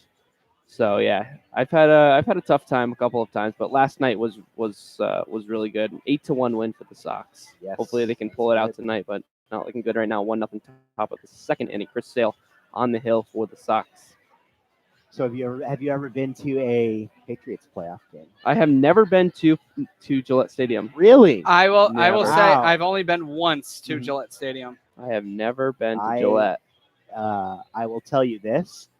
It is, as is the case with Fenway as well, from the times I've been there. I've never been to a Bruins game. I've never been to a Celtics game. But I would say the field itself is a lot smaller than you'd expect it to be.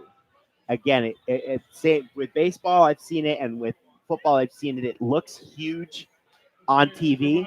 It's not supposed to be. It really isn't. It's not that big. That being said, I've been to Gillette 4 times now.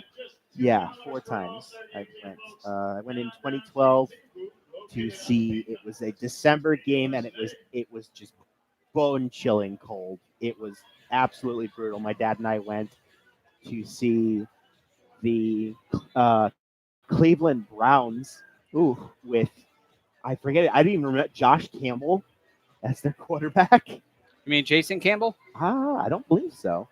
Maybe. I have no idea. I'm not.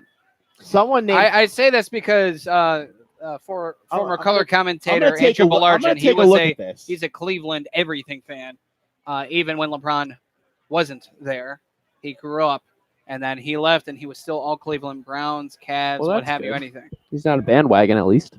No, he is a true blue, diehard Cleveland fan. I guess it was Jason Campbell. Well played. Yeah. So my father's also a Redskins fan, so another reason why I know that. Okay. So I got to watch the Cleveland Browns put up 26 points on the New England Patriots with Jason Campbell at quarterback, only to see Tom Brady throw 2 touchdown passes to the end zone we were sitting in front of in the last minute and a half. Cleveland missed a field goal as time expired, and we won. That was one of the games where I say won. I don't know that it's happened multiple times, but I think it has. Where Rob Gronkowski tore his ACL. Really? Yes, that he tore his ACL that game and got carted off the field. Well, you were there to witness greatness. Oh, certainly. No, I had a blast. I had an amazing time. You know, the Patriots put up one of those scores, and I looked at my dad, and I was like, wow, this is pretty cool. Then they got the onside kick, and I looked at them. I said, is this real? Is this actually happening? And they scored again, and I lost my mind. What I said when I said, is this real? I was shocked that I was correct on the assumption that Russell Westbrook was going to Houston. Dude, I was going to bring that up. Yeah. I was just going to say, are we going to talk about Russ at all? That's right. And then I that's what I thought, that there was going to be a trade for Westbrook, and then Chris Paul would maybe go to somewhere like either Atlanta or Miami. And turns out, well, they're trying to ship him out to Miami. I don't know how in the world it's become. I don't want to say it's predictable. I probably more or less just got lucky, but I am going to be loving this upcoming season. Again, it's no longer super teams. It is dynamic duos. Yeah, it's going to be. There's about 12 teams in the league that have dynamic duos like that. Absolutely worth watching. No doubt. But as a Celtics fan, I would say they're probably going to be a 5 seed at best. Yeah, I would agree with that. Yeah, that sounds about right. The 1 and 2 seeds definitely going to be Philadelphia and Milwaukee. Yuck. Yeah, you're probably right. Then Indiana's going to be in there. Brooklyn will probably get in there. Nah, that's a little Brooklyn dicey. Will definitely get in there. That's a little dicey right now definitely. Because the only thing that they have right now is an upgrade from D'Angelo Russell to Kyrie Irving. They do not have Kevin Durant this year. They're going to get in there. They still have a couple other guys, too, that they traded for. Don't they have DeAndre Jordan, too? center. He's a good. Sure. He He's can good. grab 20 boards a game. Sure. He's a double guy for sure. But Oh, he's sure definitely a double guy, but 20 boards maybe 5 years ago. he's a good player. He's a good player, or was. Yeah. We'll see. I definitely think Brooklyn's going to get there. Toronto, I don't know. I don't think so.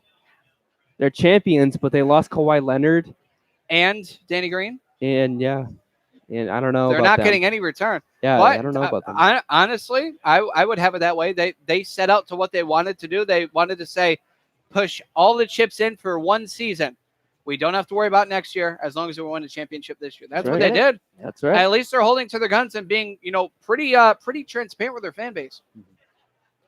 Yeah, Can't fault them for that. You got it.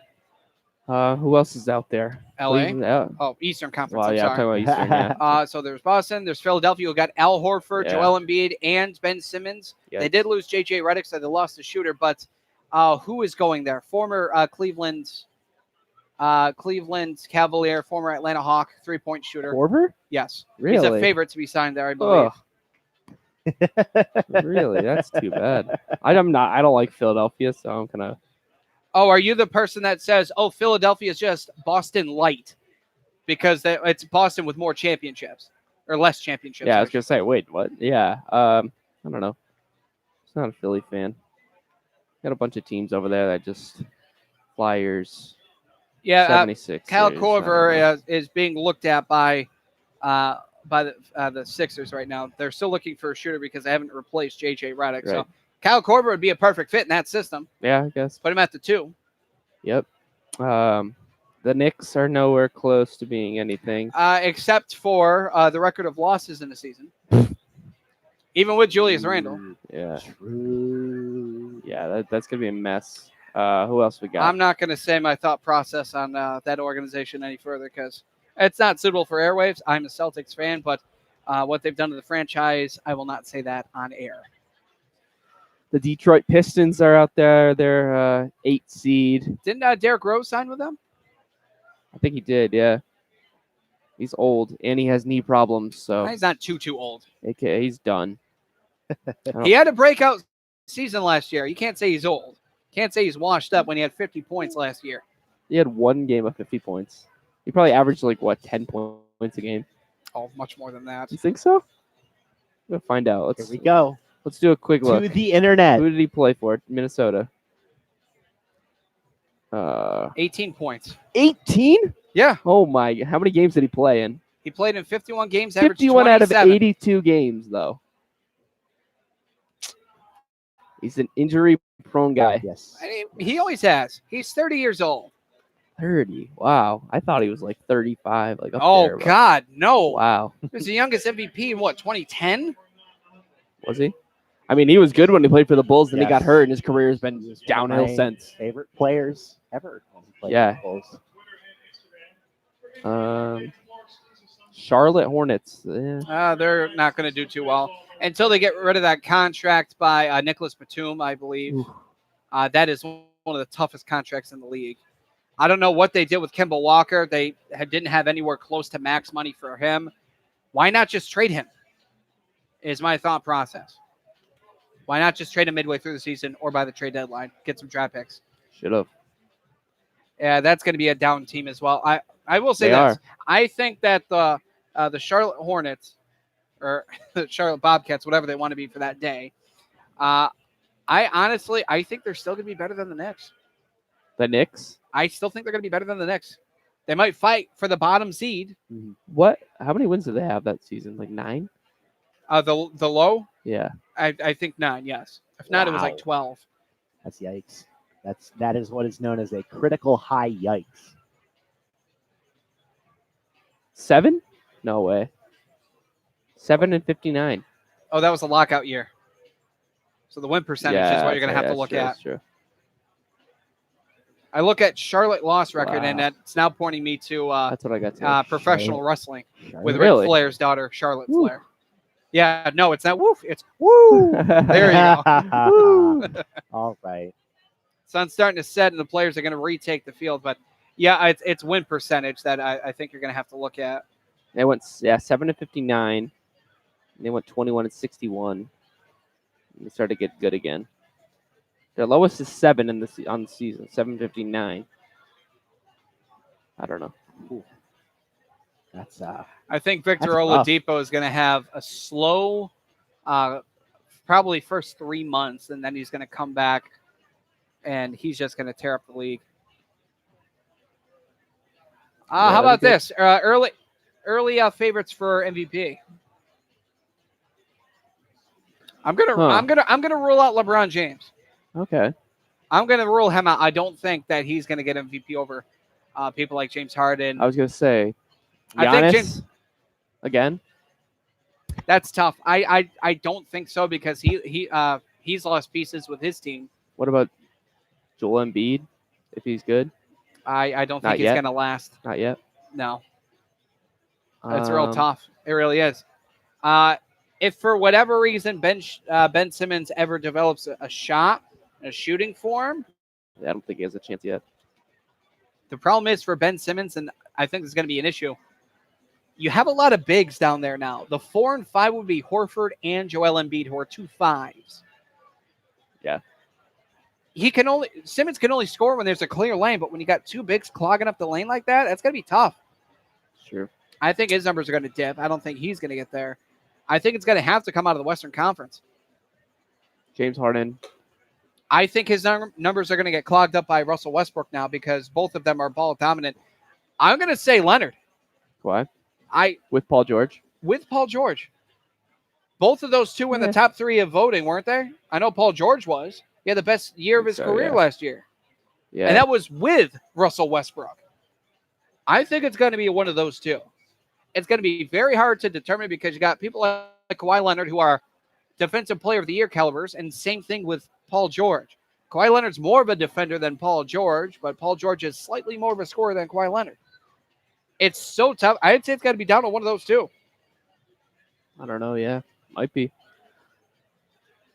I don't see Damian Lillard, CJ McCollum getting that. I don't see Curry, Jamal Murray or Nikola Jokic. Oh, God, no. He might be a finalist, but I don't see him getting it. Steph Curry, he's got no help. Oh, no. Utah, I don't know if anybody on Utah. It's going to be tough. It's know. definitely going to be tough. I'm going to say someone from the Clippers, one of those two players. Think I might go with James Harden. Even with Russ. I mean, they've already played together, so they kind of know each other really well. That was before Harden was ball dominant. Yeah. So we're going to continue the game that's in progress. Leading off the bottom of the 5th will be center fielder number 36, Caden Schrenkel.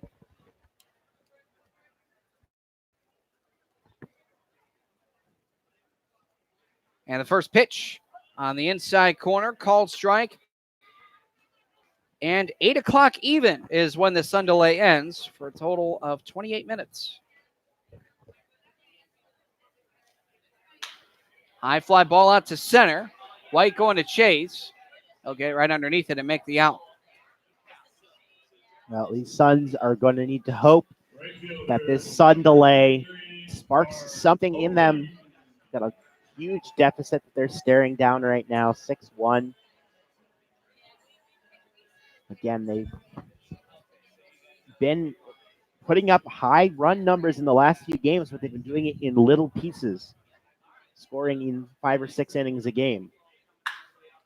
This one is a high fly ball to left center field, and the left fielder will come in this time. Orzechowski with the grab. Now 2 gone within 3 pitches, bringing up Jeff Boggets, the left fielder. Yeah, I definitely agree. Like I said, they're scoring in little pieces for the Suns. And I felt like last game was a perfect example of that when they scored 1 run here, 1 run here, 2 runs here, 1 run here. It was like every inning they were scoring 1 run.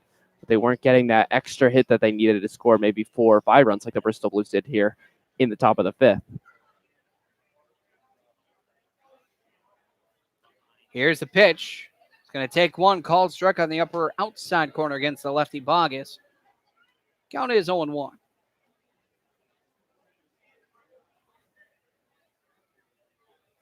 Leahy with the 0-1. Hits the inside corner. Great late kick. Looked like a 2-seam fastball with some late break to it. Very nice pitch there from Leahy after the 30-plus minute delay for him.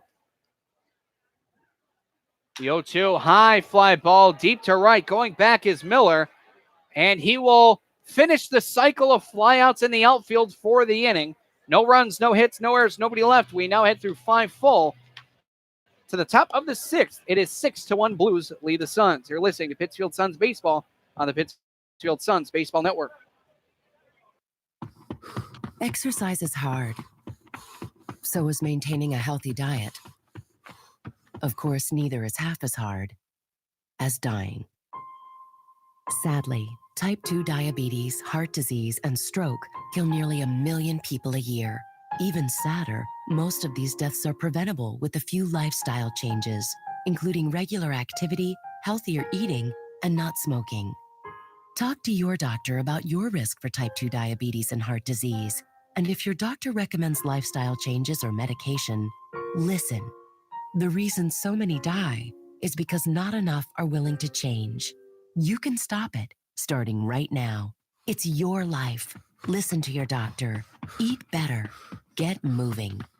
Visit checkupamerica.org or call 1-800-DIABETES. A message from the American Diabetes Association.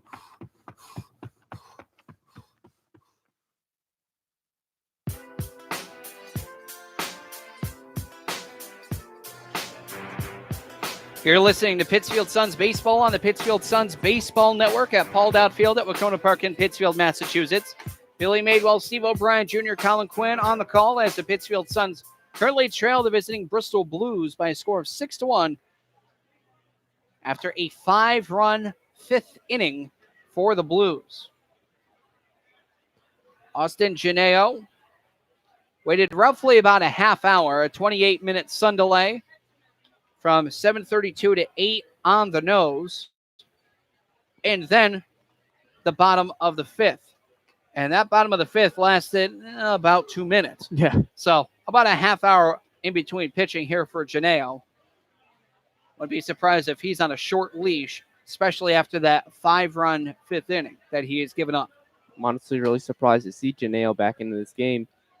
Gave up the 5 runs. All of those 5 were earned runs as well. But the Suns are going to stick with him. Hopefully use his arm for as long as they can.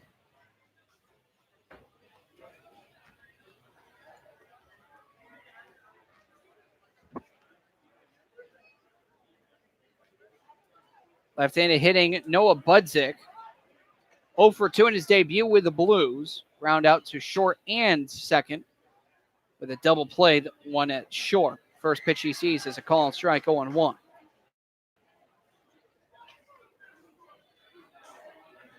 Janelle with the windup and the 0-1. That one drops too far low. The count now 1 ball, 1 strike.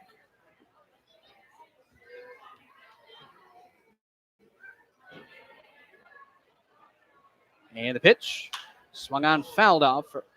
That is third base side. The count is now 1-2. Steve, we never got your guess for MVP for NBA. Well, early. As one who knows zero about the NBA, Paul George. It's the 1-2. Swung on a miss for strike 3. You heard it here first. Paul George.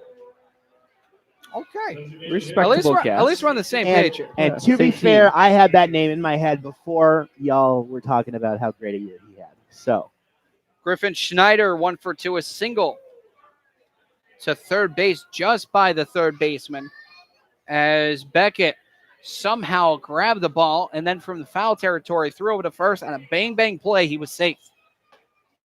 First pitch breaks, not enough. Misses inside, 1-0.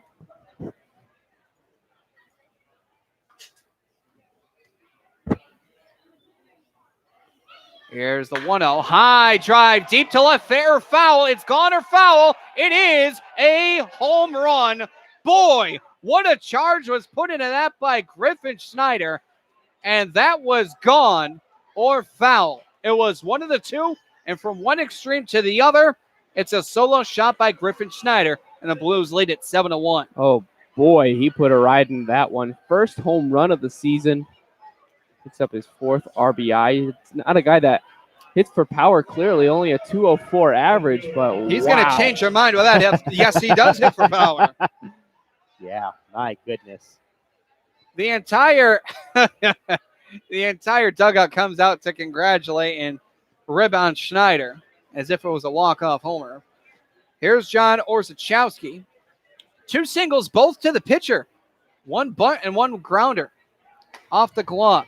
First pitch that hits in there for a called strike, 0-1.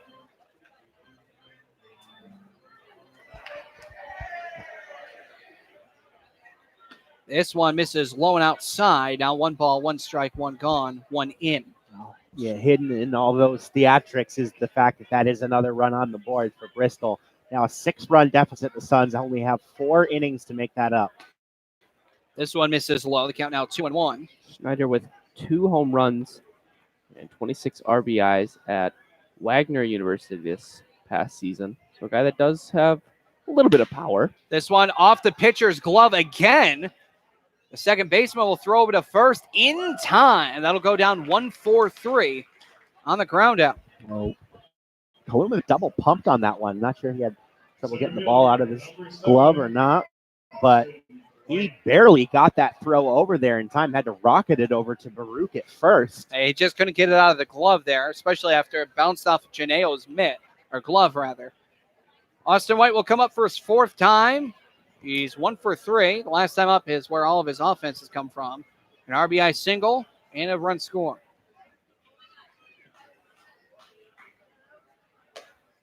Called strike on the outside corner. Good location. It's 0-1.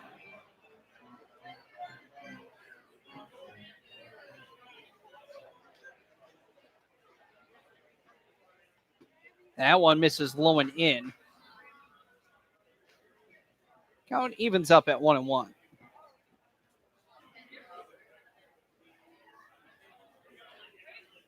This one's dead red down the middle. I'm surprised he didn't try to take a hack at that. Count is 1-2.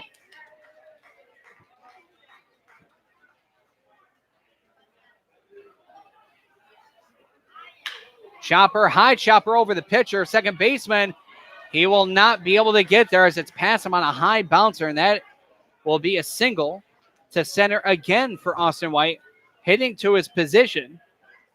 And this will now bring up Christian Beal. For a guy batting 350 on the year, you can only keep Austin White down for so long. He now has hits in back-to-back at-bats and back-to-back innings.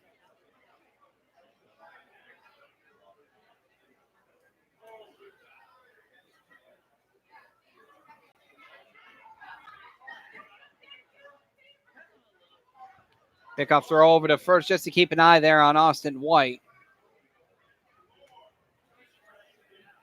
White is for sure a threat to steal. 27 attempts on the season, 20 successful. Only been caught 7 times. Wow, that pitch is fouled off. Count is 0-1. 20 for 27. Nearly, it's 74%. And really the only other scoring or stealing threat, on the team would be the man in the on-deck circle, Brandon Miller. He is 18 for 23 on the season. Bristol Blues, one of the hot running teams. Another pickoff throw over to first. And really, it's those 2 men doing it. The next closest member of the team in terms of successful stolen bases is Christian Beal with 7. Runner does go. Pitch is swung on, headed towards first. The runner's got to go back. And no, it's caught actually in foul territory. Baruch with the grab. And that's actually going to end the inning. Forgot how many outs there were. Oops. That is going to end the inning. As in the inning, 1 run comes in off a solo shot by Griffin Schneider. 2 hits overall. No errors. And 1 man left. We now head through 5.5 to the bottom of the 6th. Bristol Blues currently lead the Pittsfield Suns 7-1. You're listening to Pittsfield Suns Baseball on the Pittsfield Suns Baseball Network. Salagadoola, metricaboola, bibbidi bobbidi. You must be your fairy godmother. Yes. It doesn't take a fairy godmother to tell you that the right fit means everything. Good heavens, child. You can't go in that. Children under 4'9" need to be in a booster seat because they aren't ready for adult safety belts alone. Many parents miss the important step of booster seats. Maybe you better explain things to him. Booster seats raise your child up so that a safety belt designed for adults will fit and protect them properly. Oh, that does make a difference. Remember that 4'9" is the magic number, and get your little pumpkin there safely in a booster seat. Hop in, my dear. Oh, thank you. And like Cinderella, you can live happily ever after. It's like a dream.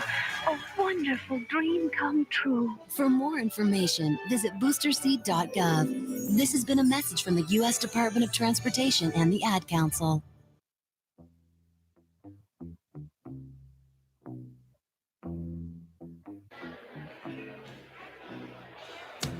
Bottom of the sixth, Suns down by 6 against the Bristol Blues, and they're going to go with the middle part of the lineup with Peterson, Faircloth, and Baruch. Catcher number 13, Jackson. Catcher Jackson Peterson going to dig in from left-hand side. He is 1 for 2 with an RBI single. Was caught on the third out of the first, trying to go from second to third, was picked off by the pitcher.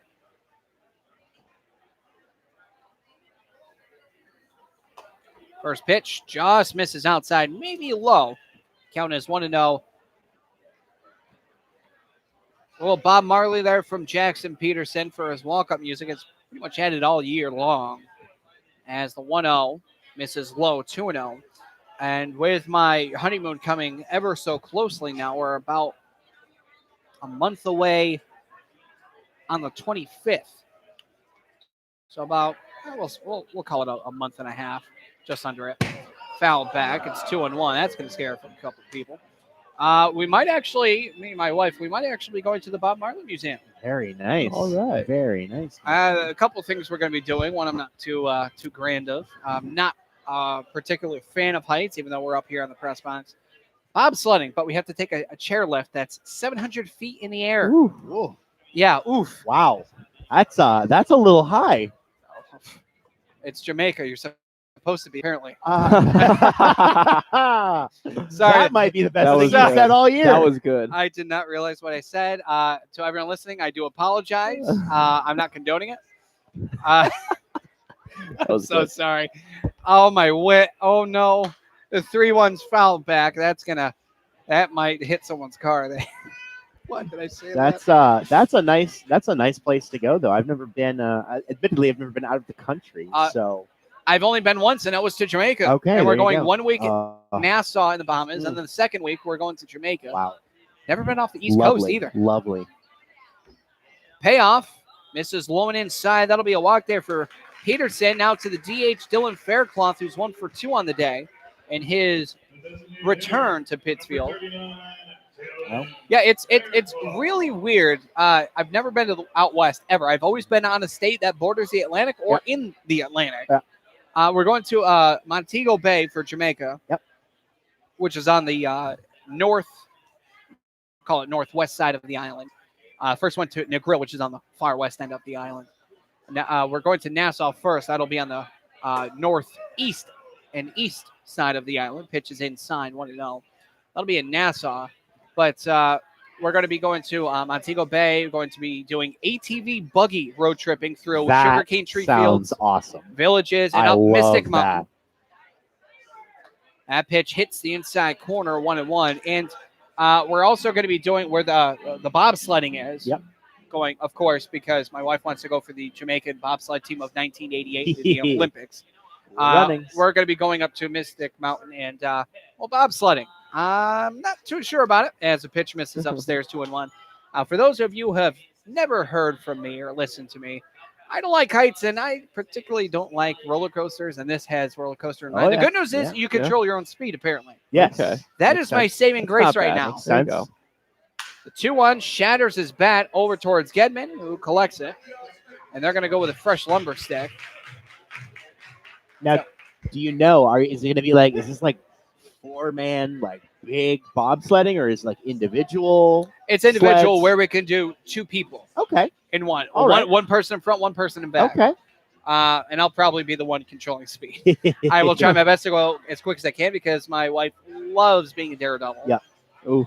Yeah, opposites attract. Yeah. Hey, I mean, okay. Yeah, it's gonna be real tough.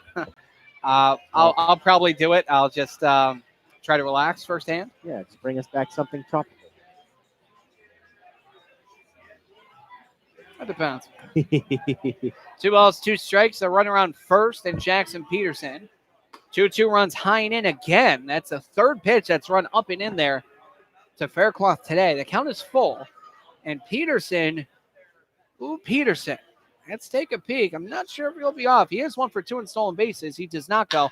Payoff is between third and short. Shortstop has it. Double pumps. The throw's offline, and it goes into right field. And they're going to have to push the runners. They eventually do. And coming up lame there was Peterson. They're going to, I think, call time here. Just double check on Peterson. Yeah, that would be, for all his struggles lately, that would be a huge loss for this team with Peterson. I don't think they're going to lose him here. No, I don't say that at all. It's just he slid in hard, and it looks like he came stiff going into the bag. So I'll go down as a fielder's choice by Dylan Faircloth and an error on the shortstop. The throw was way offline. The second baseman had to dive to try to give it. Well, this is exactly what you need if you're the Suns. 2 runners in scoring position, nobody out. This is how a rally starts. Shattered bat headed towards short, snared by the shortstop. Throw over to first is in time, and that'll be an RBI grounded by Dan Baruch.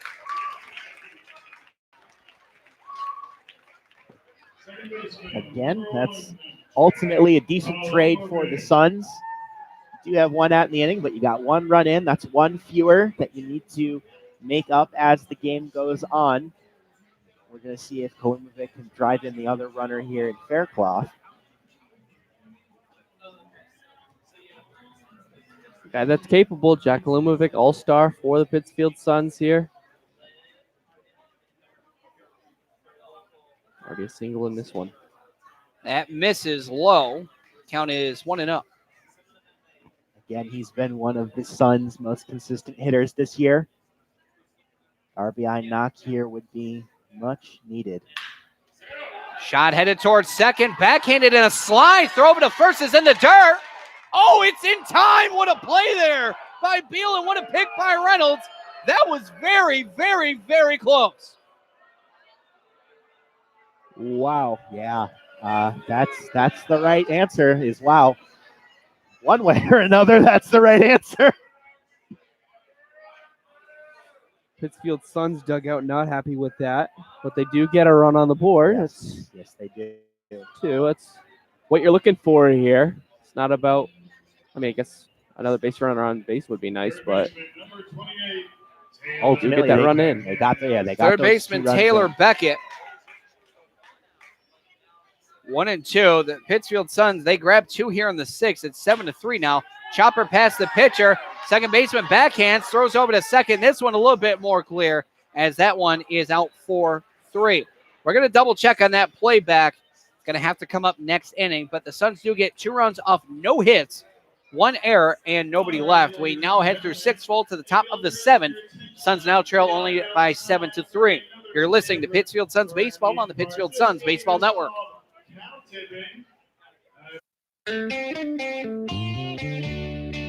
Hi, this is Paul McCartney on behalf of RAD. If you're drinking, you can't drive my car or any car. Remember, if you're partying this holiday season, don't drink and drive. Got it? It's just not worth it. Doesn't make sense. Thank you. Yes, I'm gonna be a star. A public service message brought to you by the U.S. Department of Transportation, RAD, the National Association of Broadcasters, and the Ad Council.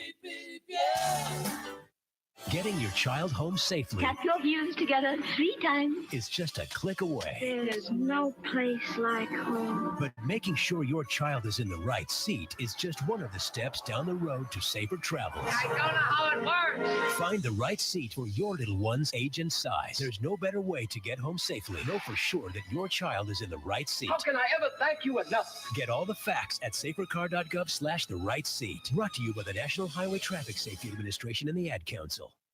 I have a passion for the environment. That's why I serve in the United States Coast Guard. We monitor commercial vessels, making sure our ports and waterways are safe and clean from oil or other hazardous material. We patrol our fisheries, protect marine wildlife and their habitats. With all we do, it's about protecting America. Were you born ready to protect America? Learn more at gocoastguard.com.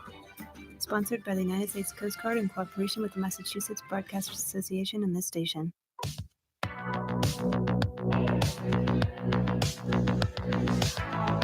Now the top of the 7th, and it is the heart of the order, Miller, Dwayne, Reynolds.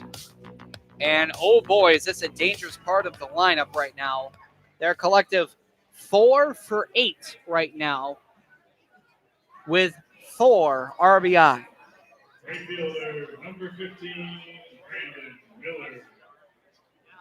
Miller, 2 singles, 1 in the first, 1 in the third with an RBI attached, and a fly out to left in the 5th.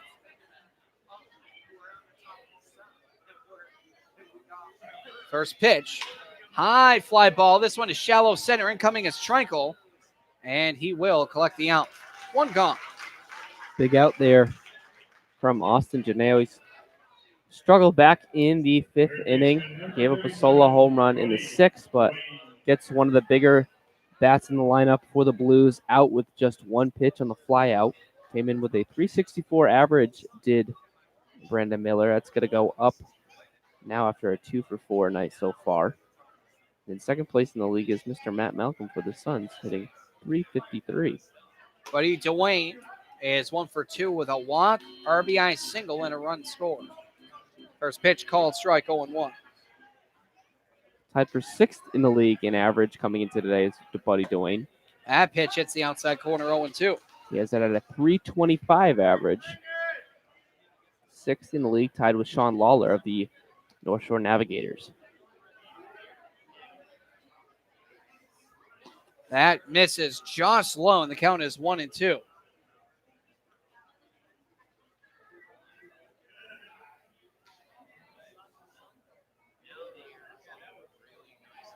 Count is 1-2. Janeo with the wind and the 1-2.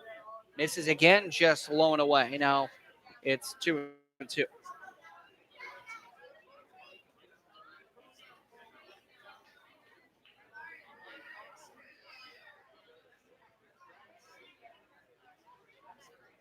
Here's a 2-2. Swung on, hit towards second. Kalumovic underneath it.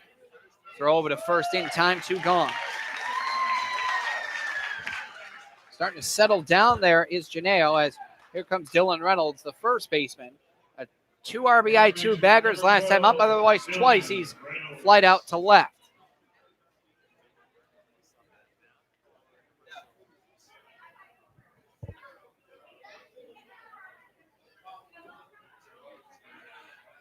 First pitch. That's in there on the check swing at the knees, called strike.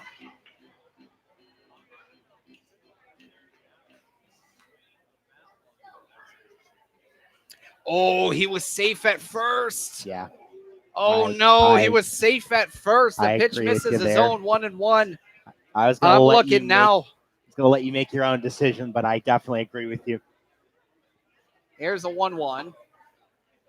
Count is now 2-1. I wanted to look at a video replay of it, and oh boy, he was safe. Well, it doesn't help that it wasn't really running too hard out of the batter's box, too. 2-1. This is inside, and the count now is 3-1. It's tough. I know. I took a look. Definitely safe. Oh, he was safe. Definitely safe. Oh, no. Well, the Pittsfield Suns, they still got a run out of it. You just don't know how much more they would have gotten. So right now, playing devil's advocate, you just have to play towards the future. Can't live with the past. Misses. Just misses. Low and outside. That'll be a walk. I believe that is the first walk given up by Austin Janeo today, and I think that's only the second walk overall today for the Blues. That is also what I have. Jordan Last, number 32. He is 1 for 3. A single to left his first time up in the second, but in the 4th and 5th innings, he has struck out, looking and swinging, respectively. Pitch. Swung on, driven into left center field. That's going to dunk down for a base hit. The runner's going to round second. And the left fielder, Bogus, is going to have it. They're going to round the runner. No, hold him up. And that is going to be a double by Jordan Lask.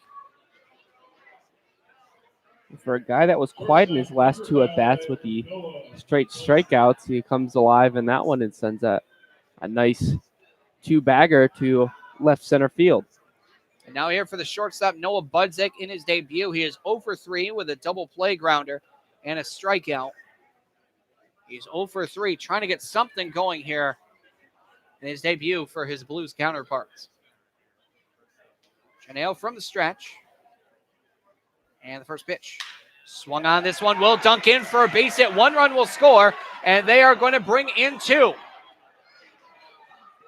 It's bobbled out there and left by Bogus, and that scores 2. Well, just when it looked like the Suns might be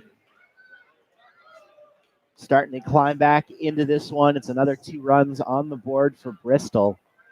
The deficit once again is 6. Well, you got the 2 quick outs in the inning and the big bats for the Blues and Brandon Miller, Buddy Dwayne, but a huge walk clearly now, and then a double and a single.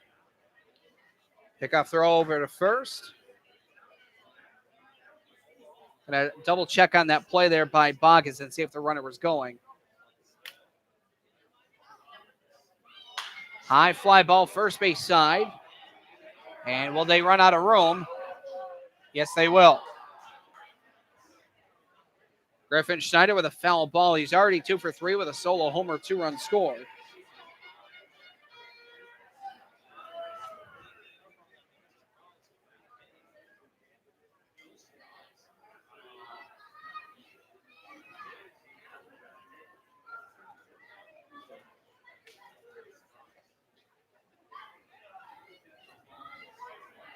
Hitting off first is Budzik, an RBI single.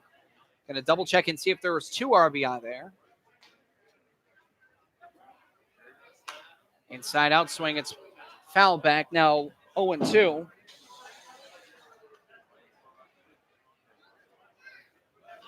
That's tough to call with the left fielder there bobbling that. He was going all the way. He was going all the way, so we're going to award Noah Budzik with 2 RBI, no error in left. More than likely would have scored.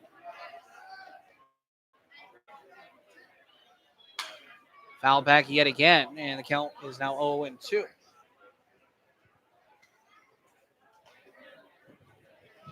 Or remains, rather. It is 9-3. Blues all over the Suns today. Another pickoff throw over to first. Oh, they roll him safe. Very close.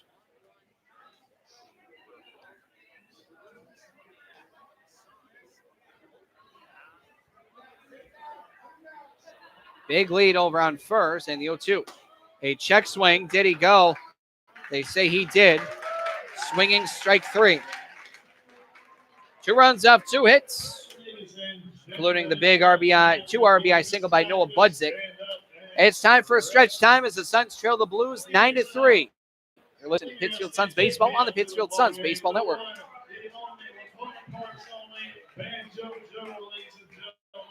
Be sure to sing along and sing loudly.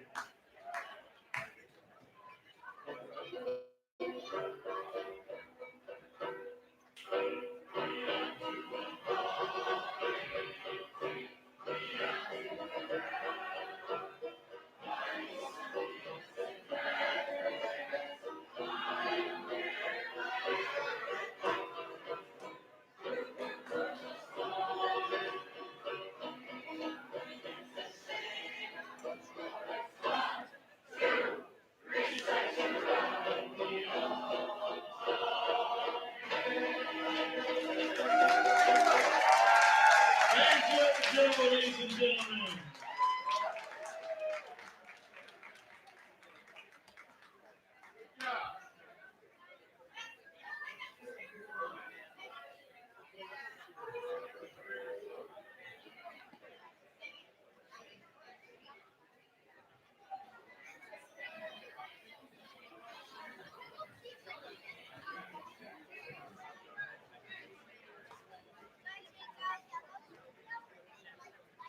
Bottom 7, Suns trail by 6.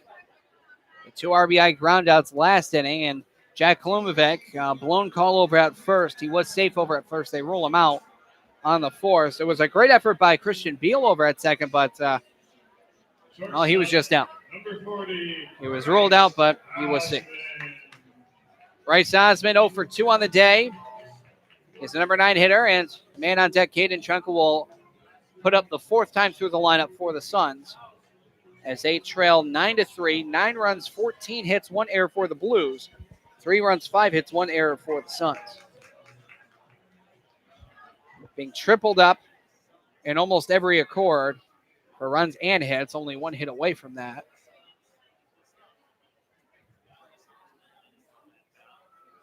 From the stretch, Wesley Leahy still out there. And the pitch, flashing bunt, pulling back. The count is 1-0. Leahy replaced Cam Van Horbeck beginning the 3rd, as during the warm-up throws for Van Horbeck, he sustained an injury of some sort that is undetermined. Since, Leahy's been fantastic. Pitch, pulls back the bunt again as it's in the dirt, now 2-0. Just when it looked like the Suns were starting to make a little bit of a comeback last inning, they gave up those 2 runs in the top half of the 7th, and now we're back to where we started, back in the top of the 6th. Leahy with the 2-0. Hot shot, this one towards third. Good glove there by Dwayne. Flip over to first, just in time. Can't catch a break in Osmond, can he? That's a solid negative, my friend. Caden Trunkel 0 for 3 as well. Good play over there by third baseman for the Blues, but Osmond putting the ball in play, but just can't get lucky, I guess.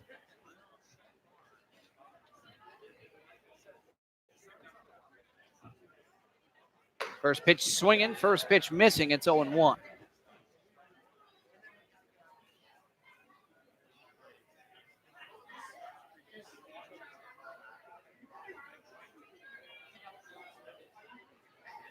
Here's the 0-1.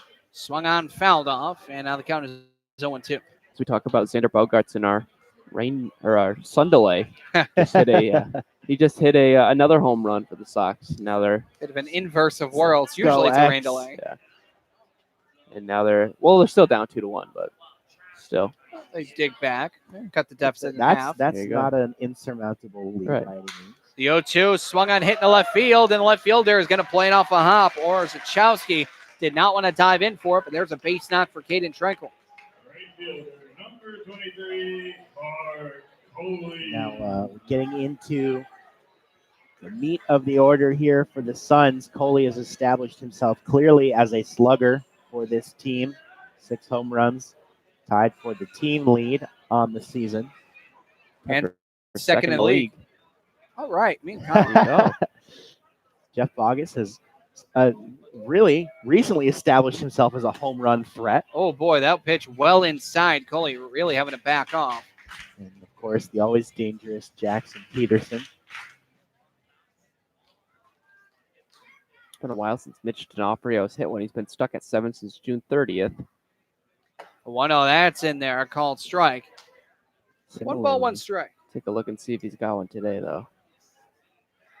And that's sort of been the story for these two, Peterson, that is, and D'Onofrio, who have been inside. It's swung on and missed. It's now 1-2. Those two were been fighting for that league lead. Fighting for not just the league lead, but the MVP voting.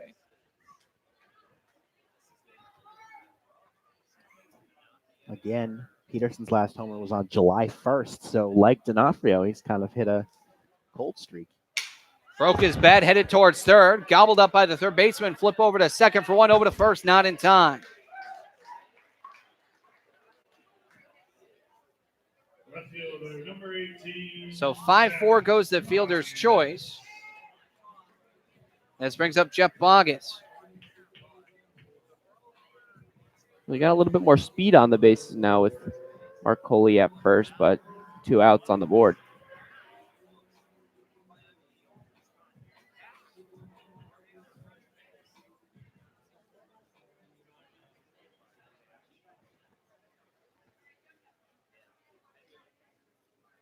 Peak on first and a throw over to first. They already know that Coley has stolen twice today. They don't want that to be third. But it is Coley. He'll take it if he wants it. Again, he's 10 for 11. Rather, 11 for 12 and 12 for 13 now. Pitch misses outside. 1-0. Came into the contest 10 for 11, but now he's 12 for 13. Top tier stats right here. Hey, you got it right by the end of it. That's the important part. That's true. It's not about trials and tribulations. It's the end result. Swung on and missed there by Bogus. It's 1-1. That's something that needs to be done with debates as well. I keep hearing debates, and it's really all about the egos and who's right and who's wrong. Just because you think that you're right doesn't mean that you are. Yes. It shouldn't be about who's right and who's wrong. It's about the collection of moving forward in the right direction for all parties. Fouled off. Oh, boy. Who did that get? I think that got Dan Baruch. Smoked. Peterson goes down. Baruch, he was on the lip. He's down. I think that got him. Wow. Hope he's all right. But that's definitely going to pump up the, beats per minute in your heart. Here's the 1-2. This is outside. 2-2. It's funny that you bring that up, Billy, the idea of trying to progress forward rather than just trying to be right. I do remember from one of my college courses about interpersonal communication. That's a key tenet of successful romantic relationships. Pitches upstairs, and the count now is 3-2. The idea that you don't fight to win, you fight to. I only have one thing to say about that. I have a ring on my finger for a reason. There you go, man. I'm saying that to you. That's what I'm saying. Messing with you. I agree. The runner goes. Pitch way inside. That's going to be a walk. Rounding second is Coley. He's thinking about it, but won't. It'll just be a walk for Bogus. I was going to say, hey, Steve, remember I'm married. No, it shouldn't just be about romantic relationships, but professional and personal relationships, both of them together. Yes, sir. Jackson Peterson, 1 for 2 on the day. RBI single, walk, run scored. I just don't get it, especially with some people I know in my professional life as well. They're all about ego, and they only care, they push blame on other people. I've had scoring issues that I've done as the score. You got Ben Rice. I ruled it a fielder's choice. It got overturned as a hit. That's perfect. Perfectly fine. As long as the end result, it is the way it should be. That's all I care about. Yes. If I'm right or wrong, it doesn't matter. I agree. Pitch. Oh, that's in there for a called strike. Great pitch there by Leahy. Had some deceptive movement on it there to Peterson. We talked about Jackson Peterson, second in the FCBL in home runs. You could tie it right here. You could tie that lead. And you could cut the deficit in half. That would be huge. Instead, he'll swing this one backwards.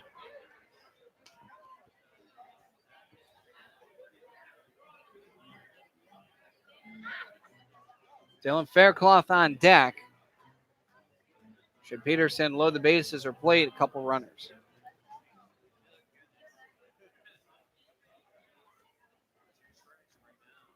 Here's the 0-2. Grounder, foul. Go again, 0-2.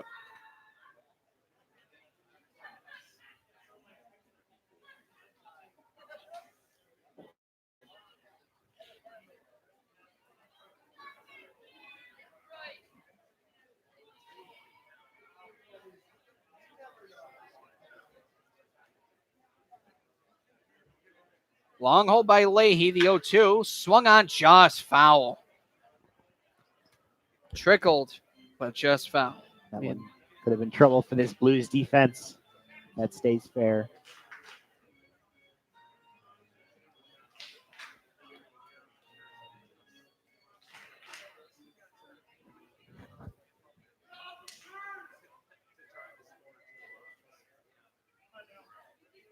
Leahy shakes off a sign. Another with a nod. He'll set from the stretch. The 0-2. Swung on, chopper off the plate, and it trickles foul. Peterson almost ran into it, and that would have been the final out of the inning. Well, he's putting up a good at-bat here. He is. Fighting off a few.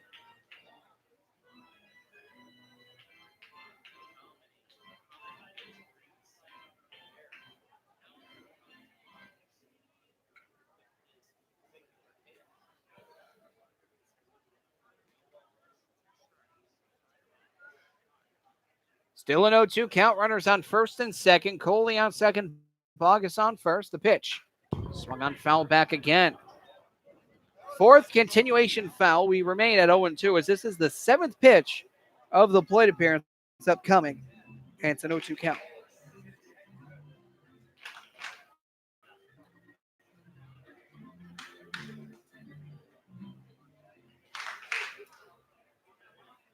Tonight is craft beer night. If you're here at the ballpark, I'm certain that you've already tried some. As the pitch misses upstairs, 1-2. The adults I'm talking about, of course. Don't think they have any craft root beers around. Although I have heard of a root beer float, which is true. A little bit different there. Pitch misses low, very close pitch. Nerves of steel there is Peterson. Brilliant eye right there by Peterson. It's a good curveball by the pitcher for the Blues, but Peterson able to lay off of it as it was below the kneecaps there.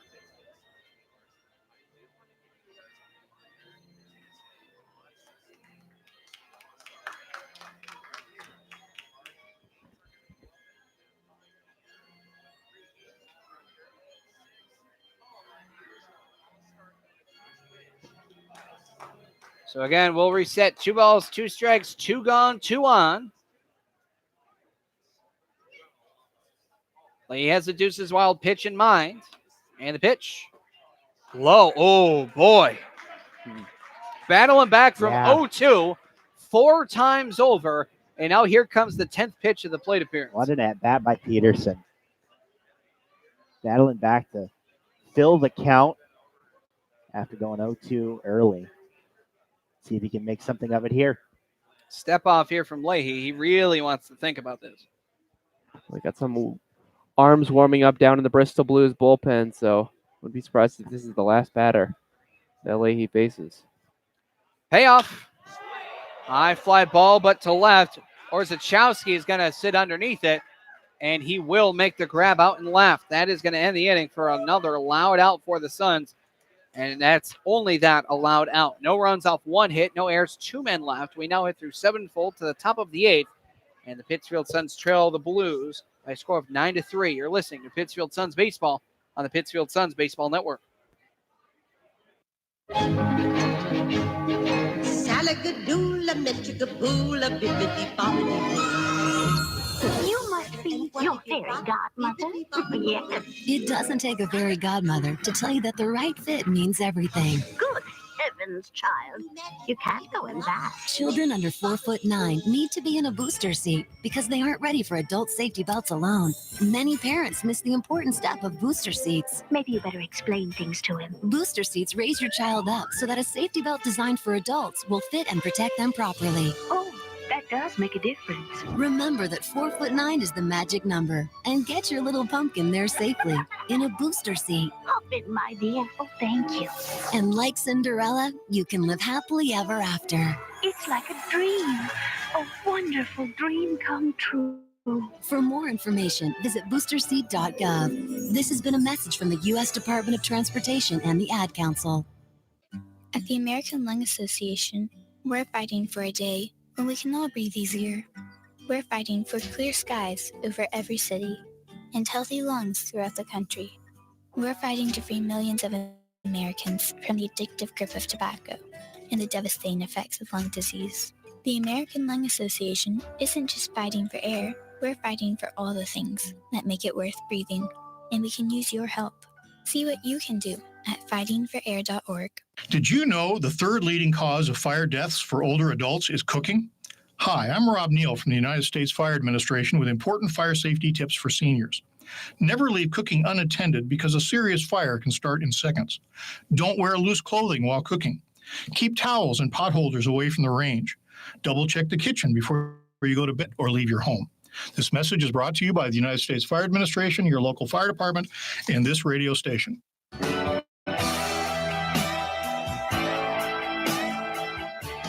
Got a defensive replacement as well as a pitching replacement. The shortstop, Bryce Osmond, will take the rest of the day off as the shortstop and newcomer Troy Strack, number 8, will come in and be the defensive replacement at shortstop.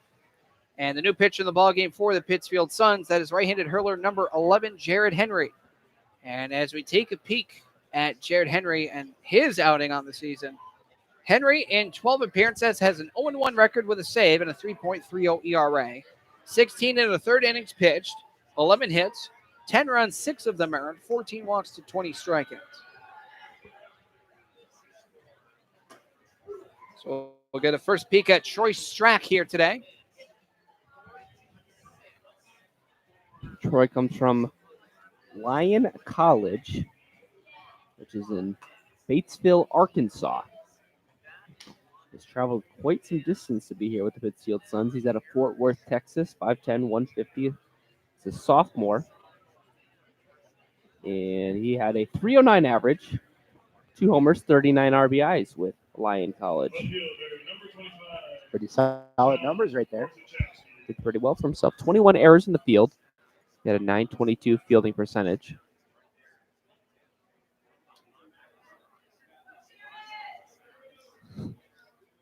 Warzachowski, 2 for 3 on the day, couple singles to the pitcher, and a third that went towards the pitcher off his glove to the second baseman for the 1-4-3 putout. First pitch well inside from Henry. The count is 1-0 for Austin Janeo. Currently he's being set with a loss, or is in line for the loss, rather.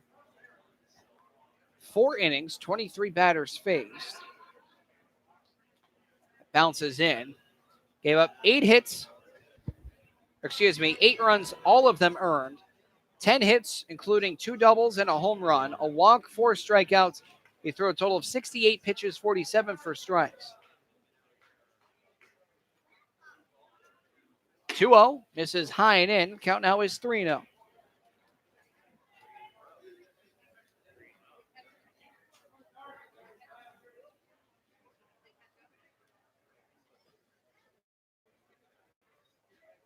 Here is the 3-0. That's high and in for a ball 4.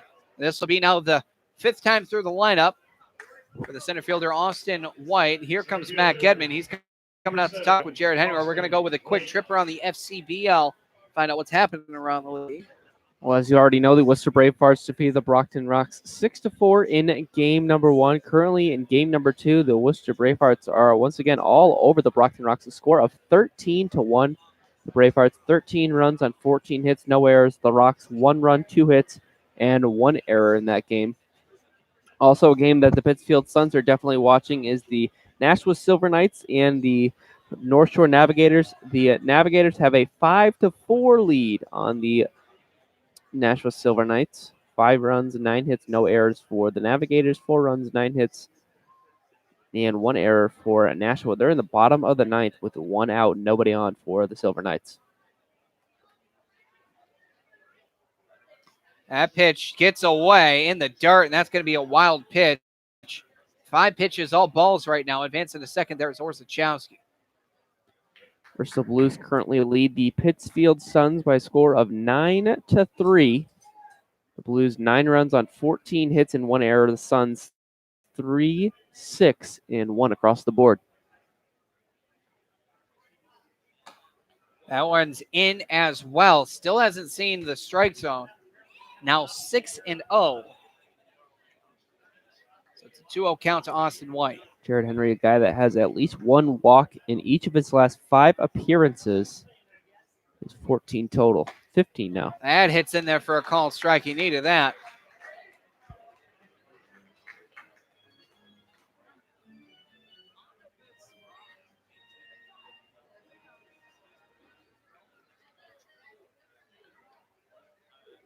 Henry with the 2-1.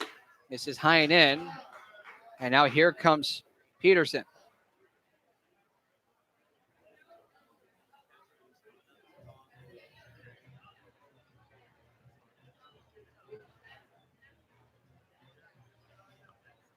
Jared Henry has struggled here recently. He had a spurt at the beginning of the season where he was really, really good, not allowing many hits, just 1 hit through his first 2 appearances, and then things started to go downhill from there. And then he started to get a little bit better, a couple of innings pitched without allowing a hit, but here's the 3-1. The talk didn't walk. That's ball 4. think they're going to get someone ready here for the pen. Henry can't find the strike zone. Yep, they're going to bring out Nate Cormier to let him know to get someone warming up.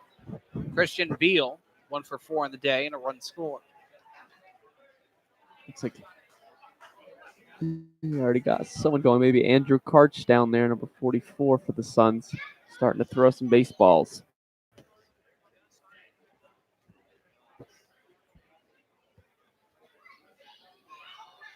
This is fouled back. The count is 0-1.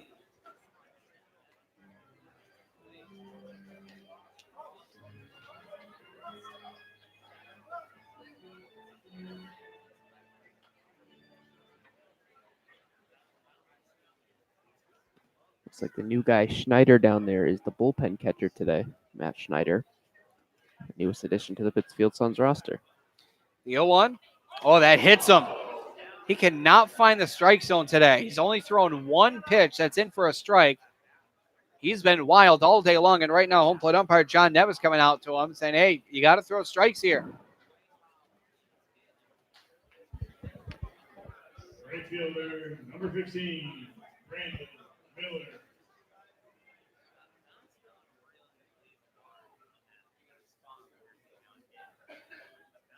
So now this is going to bring up Brandon Miller with the bases loaded. They're already down by 6. This could be the dagger if there hasn't been one already.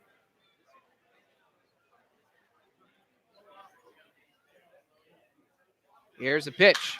Swinging, driven deep to center. Trenkel going back, and this is going to go into the glove there of Bogus. The throw will come in, a run will come in. And that'll be a sacrifice fly for Brandon Miller. It's 10-3. That ball looked like it was trouble. But once again, the speed shows out there in the outfield. And Jeff Bogus able to track that one down, putting out on the board for the Suns. But another run on the board for the Bristol Blues here. We saw following that play, Austin White and Taylor Beckett tangling at third base, good-naturedly. Swung on, just foul. They were by Buddy smiles all Dwayne. around. So, obviously some sort of relationship there. Not sure what it might be, but they attend different universities, so they're not necessarily teammates. But familiar and friendly with each other. Perhaps in some past version of the FCBL. Swung on and missed for strike 2.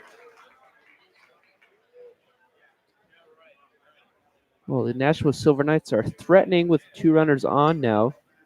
Just 1 out. It's a huge game for the Pittsfield Suns. If the Suns were to lose this one, Navigators were to win, they'd be tied for first place.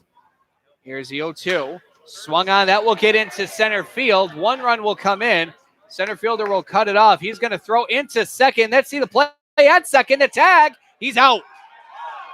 That'll go 8-4 on the play over at second. A single and RBI for Buddy Dwayne, but he's out at second. That's a nice play by the center fielder, Trenkel, salvaging another run allowed here by the Suns pitching this afternoon. These Blues have scored in 5 different innings so far. That's usually something we say about this Suns offense over the last couple of home games here at Lacona. Here comes Dylan Reynolds now.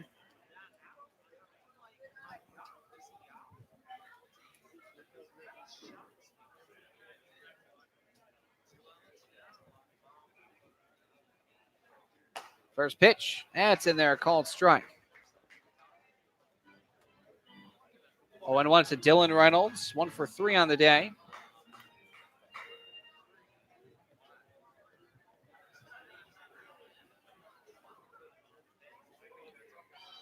Swung on and missed for strike 2.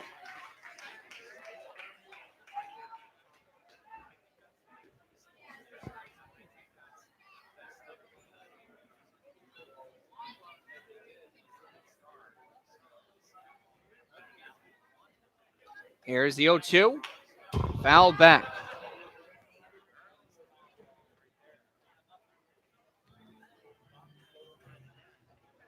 11-3, the Blues lead the Suns.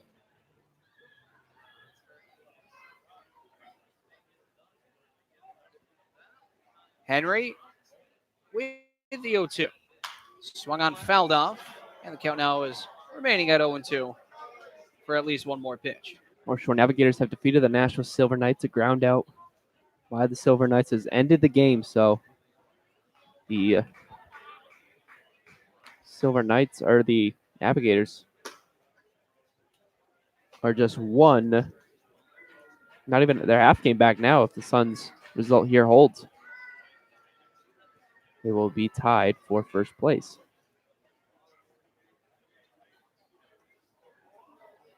Pitch misses high and away again. Count is now 2-2. 3 wins in a row for North Shore.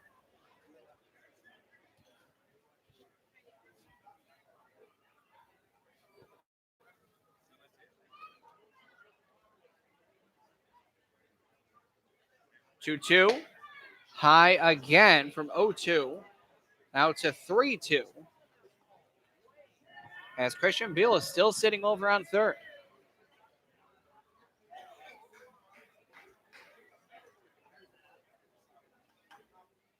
Here's a payoff. And he fought all the way back. Reynolds from 0-2 to 4-2. He's going to take a second walk in as many innings. Bring up the catcher, number 32, Jordan Lask, who's 2 for 4. 2 hits, 2 strikeouts, a double and a run scored his last time up, however.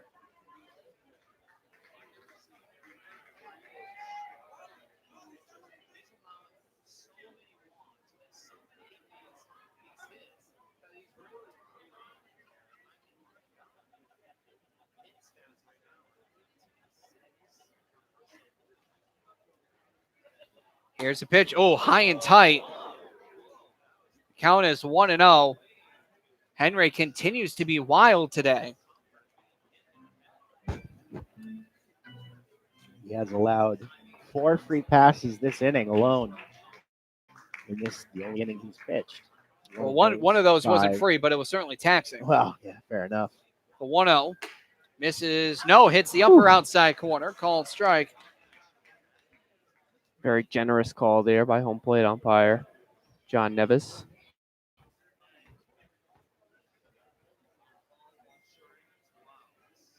Here is a 1-1. Swung on him as big swing, and the count is 1-2.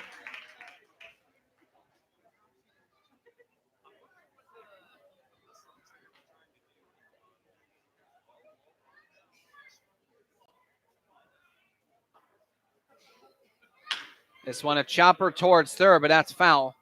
Great glove there by Beckett. We've seen a couple of those plays out of him today. I think this is not the first time we've said great glove by Beckett. He has been very solid on that third base side for the Suns this afternoon. 1-2. Swung on a miss for strike 3. That will end the inning. 7.5 to the bottom of the 8th. Blues lead the Suns 11-3. You're listening to Pittsfield Suns Baseball on the Pittsfield Suns Baseball Network. We're going to listen into Sweet Caroline and have the crowd here. I know that you know this one. Let's hear it.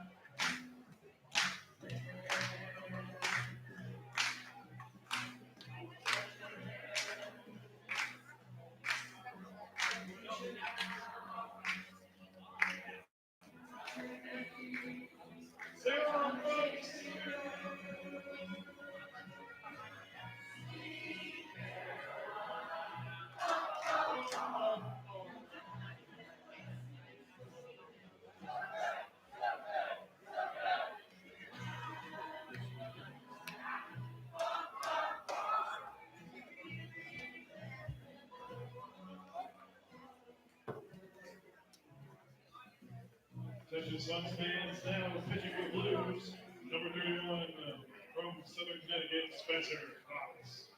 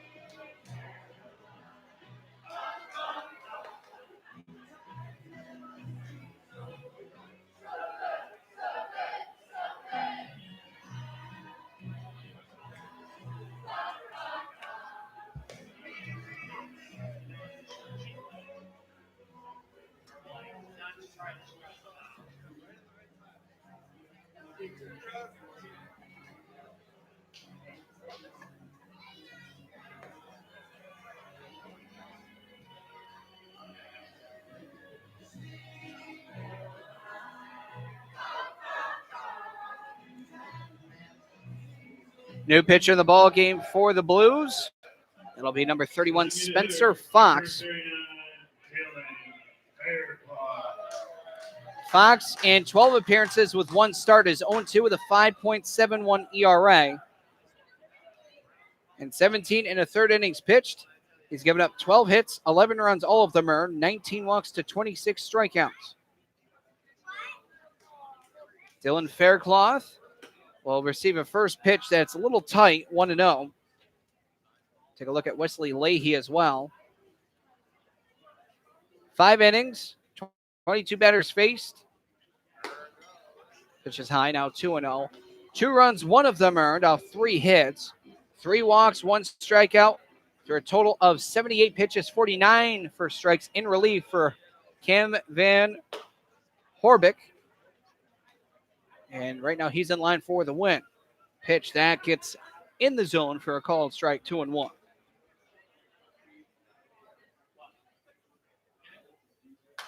This one's fouled behind us. Yeah, that's going to be more than heads up.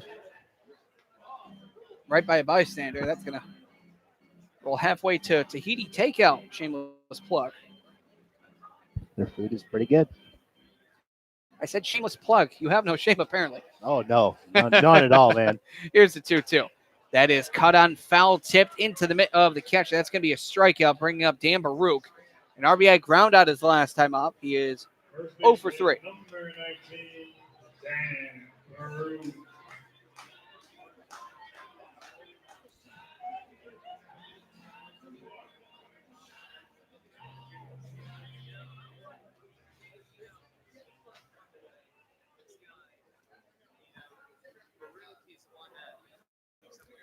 Big swing out in front of it on the changeup by Fox. The count is 0-1.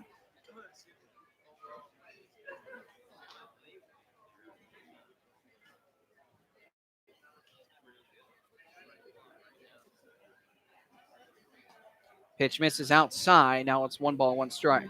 Second time that the relief pitcher here, Spencer Fox, is facing the Suns. Back on July 6th, went 1 inning, gave up 3 walks, got out of the inning untouched on the scoreboard by the Suns. That's fouled back, and the count now is 1-2. That game eventually won on the home run derby by Pittsfield Suns.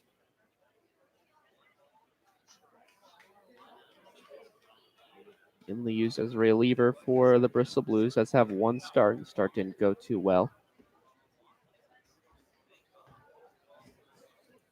Check swing as the pitch misses high. 2-2. Oh, the pitch got away there from Fox. I should say the throw, not the pitch.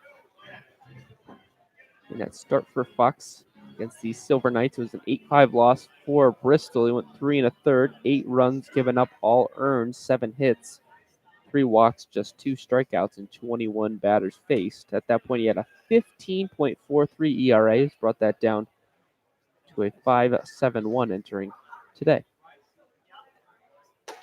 Swung on a miss for strike 3.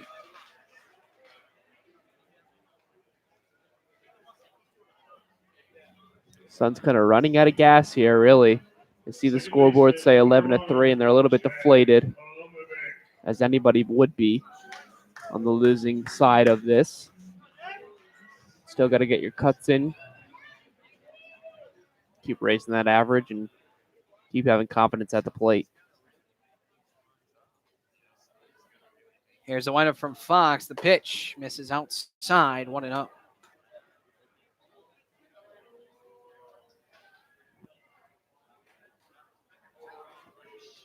A 1-0.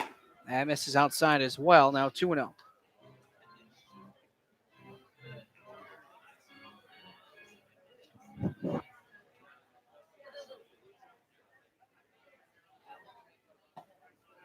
That one swung on and missed.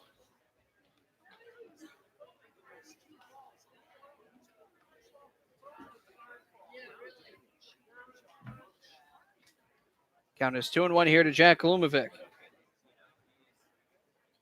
Here's the next pitch. That misses high. Now it's 3-1.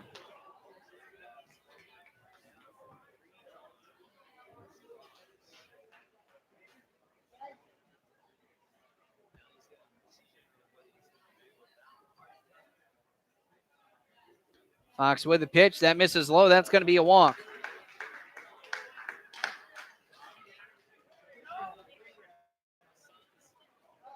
Third baseman, number 28, Taylor Beckett. Well, now would be the time for Taylor Beckett to flash some of that power that he supposedly has, seemingly has, from some of the things we've seen. If nothing else, but to lift this Suns crowd. First pitch here to Taylor Beckett, misses low and outside. 1-0. The Suns did have a 1-0 lead back in the first inning, but it seems like since then it's just been downhill.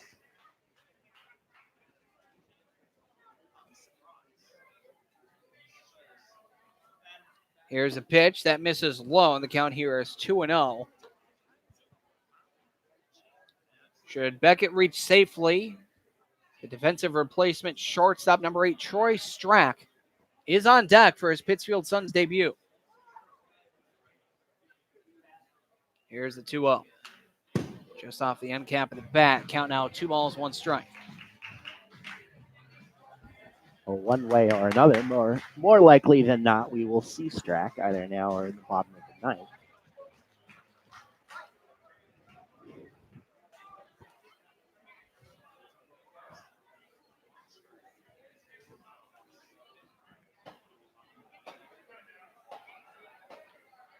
Fox from the stretch.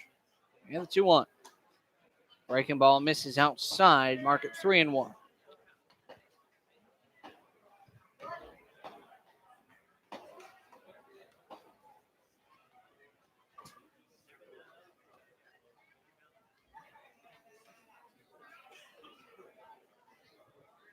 Fox with the sign. And the 3-1. Swung on foul behind us. You see where it went? I do. I got to go chase that down. I landed in an okay spot. Perfect. Very dangerous sitting back there on those benches. Never know if fly balls or foul balls coming at you. Got a perfect view at it. Yeah, sure do. Runner will be off the payoff. Called strike 3 on the outside corner. That will end the inning. No runs, no hits, no errors. 1 man left. 8 full to the top of the 9th. Blues all over the Suns, 11-3. You're listening to Pittsfield Suns Baseball on the Pittsfield Suns Baseball Network.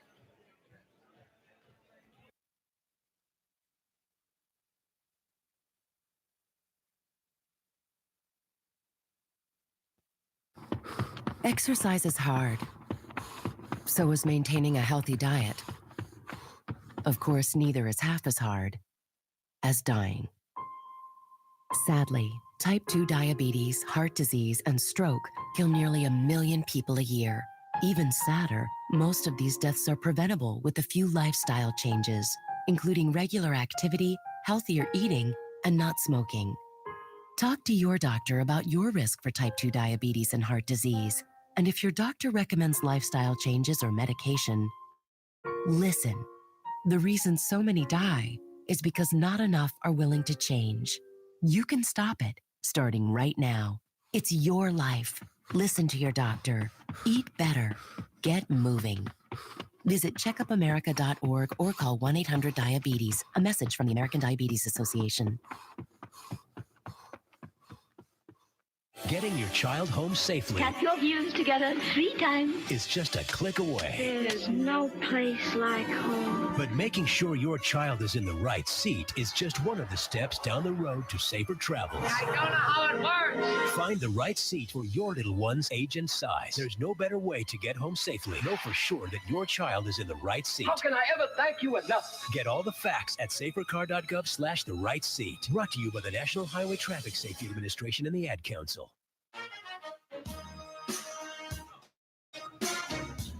New pitcher in the ball game for the Suns in the top of the ninth. It is right-handed hurler number 44, Andrew Karch. And we're going to take a peek at Andrew Karch here on the season. Karch in 6 appearances has an 0-1 record with a 9 even ERA, limited action. He's only pitched in 11 innings collectively, 16 hits, 13 runs, 11 of them earned, 5 walks to 12 strikeouts. He's going to be facing off against the shortstop number 5, Noah Budzik. In his debut last inning, was able to notch a 2 RBI single. First pitch, that's in there, called strike 0-1. Jared Henry was not up to par, not up to his usual form. He only went 1 inning, faced 7 batters. Pitch outside, 1-1. 2 runs, both earned off of only 1 hit, 3 walks and a hit batsman. A wild pitch, a strikeout, 28 pitches, 50-50 on balls and strikes, 14 apiece. That one is shaded foul, and that will go out of play. Just barely out of the reach of a youngster over there. He almost made a very nice catch.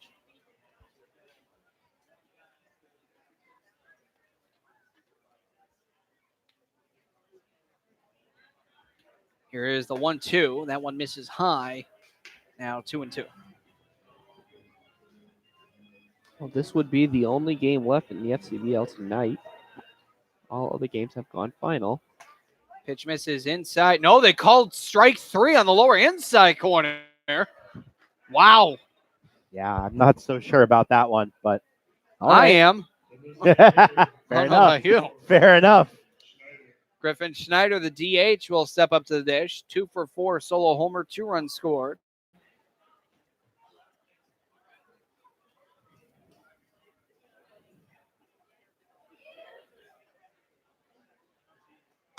That pitch misses low outside in the same spot as the last pitch, and the count is 1-0.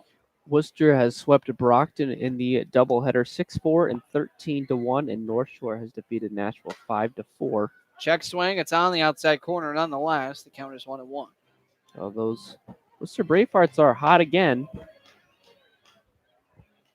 North Shore remains a half game back of the Suns. That hits on the lower outside corner, and the count is now 1-2.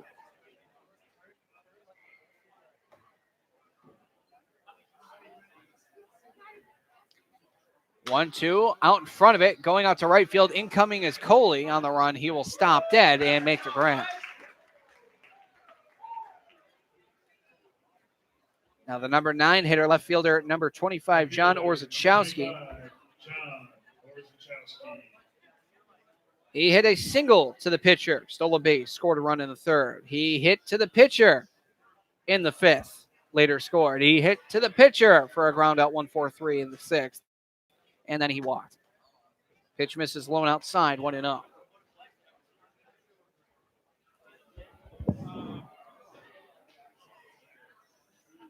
Here's the 1-0. That one caught on and missed by Orzechowski. Now 1 ball, 1 strike.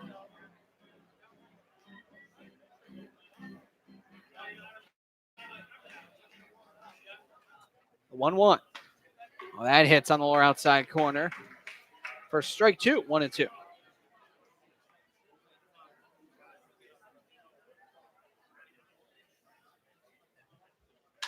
1-2. This one past Baruch. No way was he going to make that play. He knew it. It's a seeing eye single into right. And his 3rd hit in the ball game. 16 hits up on the board for Bristol. Wow.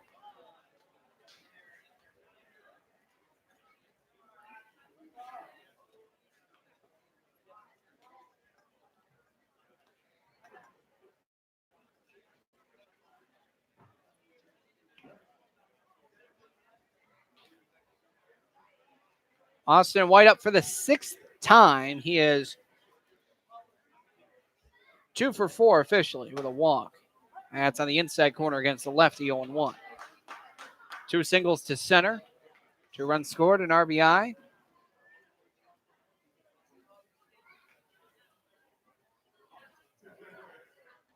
The 0-1 inside out swing headed towards short, and no play there for Strack. Goes into center field, and another base hit there for Austin White, his 3rd of the ball game. We'll bring up Christian Beal. He was living up to his billing. as one of the top hitters on the team is Austin White. Again, his third hit of the contest, fourth straight at bat in which he's reached base. Two of those times he came around to score.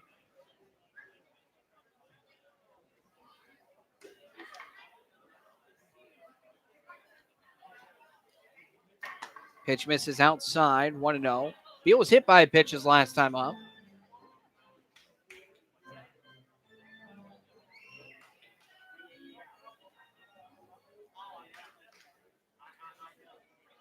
Here's the 1-0. Hot shot into right. Here comes Coley on the run. He will make the grab, preventing the Suns from being quadrupled up in the run column and tripled up in the hit column. That'll be a line out to right. I will roll it flat. That was in between. We head now to the bottom of the ninth. Bristol Blues all over the Suns. They need an 8-run ninth.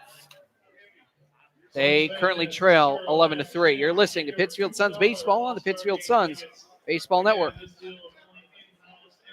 Getting your child home safely Tap your views together 3 times. is just a click away. There's no place like home. But making sure your child is in the right seat is just one of the steps down the road to safer travels. I don't know how it works. Find the right seat for your little one's age and size. There's no better way to get home safely. Know for sure that your child is in the right seat. How can I ever thank you enough? Get all the facts at safercar.gov/the right seat. Brought to you by the National Highway Traffic Safety Administration and the Ad Council. Hi, this is Paul McCartney on behalf of RAD. If you're drinking, you can't drive my car or any car. Remember, if you're partying this holiday season, don't drink and drive. Got it? It's just not worth it. Doesn't make sense. Thank you. Yes, I'm gonna be a star. Service message brought to you by the U.S. Department of Transportation, RAD, the National Association of Broadcasters, and the Ad Council. Salagadoola, metricaboola, bibbidi bobbidi. You must be your fairy godmother. Yes. It doesn't take a fairy godmother to tell you that the right fit means everything. Good heavens, child. You can't go in that. Children under 4'9" need to be in a booster seat because they aren't ready for adult safety belts alone. Many parents miss the important step of booster seats. Maybe you better explain things to him. Booster seats raise your child up so that a safety belt designed for adults will fit and protect them properly. Oh, that does make a difference. Remember that 4'9" is the magic number, and get your little pumpkin there safely in a booster seat. Hop in, my dear. Oh, thank you. And like Cinderella, you can live happily ever after. It's like a dream. A wonderful dream come true. For more information, visit boosterseat.gov. This has been a message from the U.S. Department of Transportation and the Ad Council. New pitch in the ballgame for the visiting Bristol Blues. They close this one out in the ninth. Is number 16, right-handed thrower, Andrew Marrero. And here's the shortstop, number 8, Troy Strack, in his Pittsfield Suns debut in his first time at bat. They're going to get the signs going first off. So Spencer Fox, no decision for him, but he did throw a solid inning facing 4 batters, only giving up a walk and struck out the side. He threw 21 pitches, 11 for balls, 10 for strikes, but he was effective.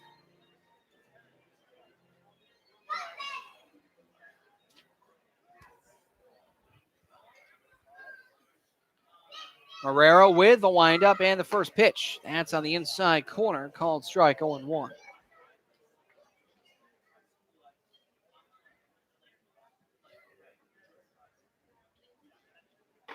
Marrero with the windup, the 0-1. It's on the inside corner, called strike 2. Uneasily touched at the very minimum. My glasses weren't on, 90 miles an hour.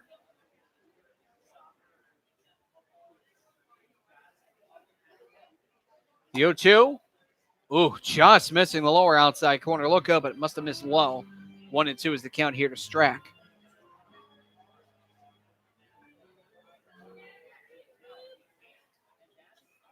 Here's a 1-2. Swung on, fouled off of the batter.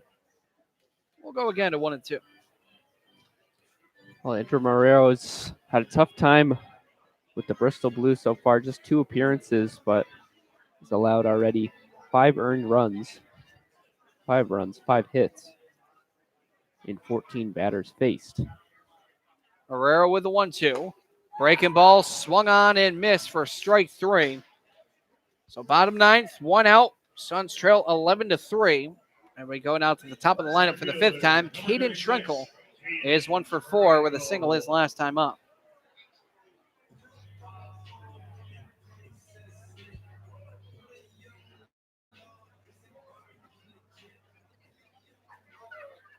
Line out to left in the 1st, ground out to 1st in the 3rd, fly out to center in the 5th, and a single to left in the 7th as this one got a piece there of the catcher. We just hope he's all right.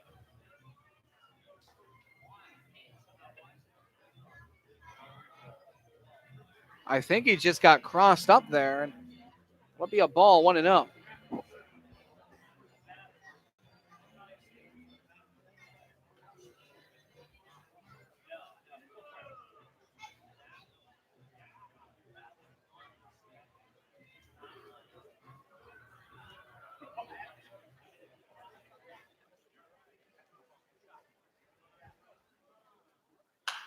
That one's fouled back. The count here is 1-1. Yeah, I'm not sure what happened there on that last pitch. Yeah, I think you're right, Billy. I think he just got crossed up on the catch. He still came up with the ball somehow, but lost. Yeah, his off mask. his mask. Yeah, he caught it with his mask. The 1-1 is, let's see, a foul ball and a pop up to the third baseman, and he will make the grab. And Caden Schrenkel is down on a foul out. And now the Pittsfield Suns, they're down to their final out. Mark Coley on the day is 1 for 3. A walk, stolen base, and run scored in the 1st. Single and stolen base in the 3rd. Fly out to left in the 5th. A fielder's choice in the 7th. Swung on a miss for strike 1.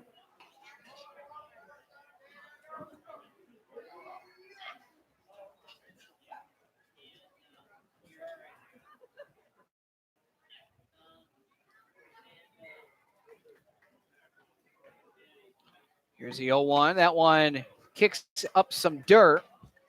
And the count is 1 ball, 1 strike with 2 gone.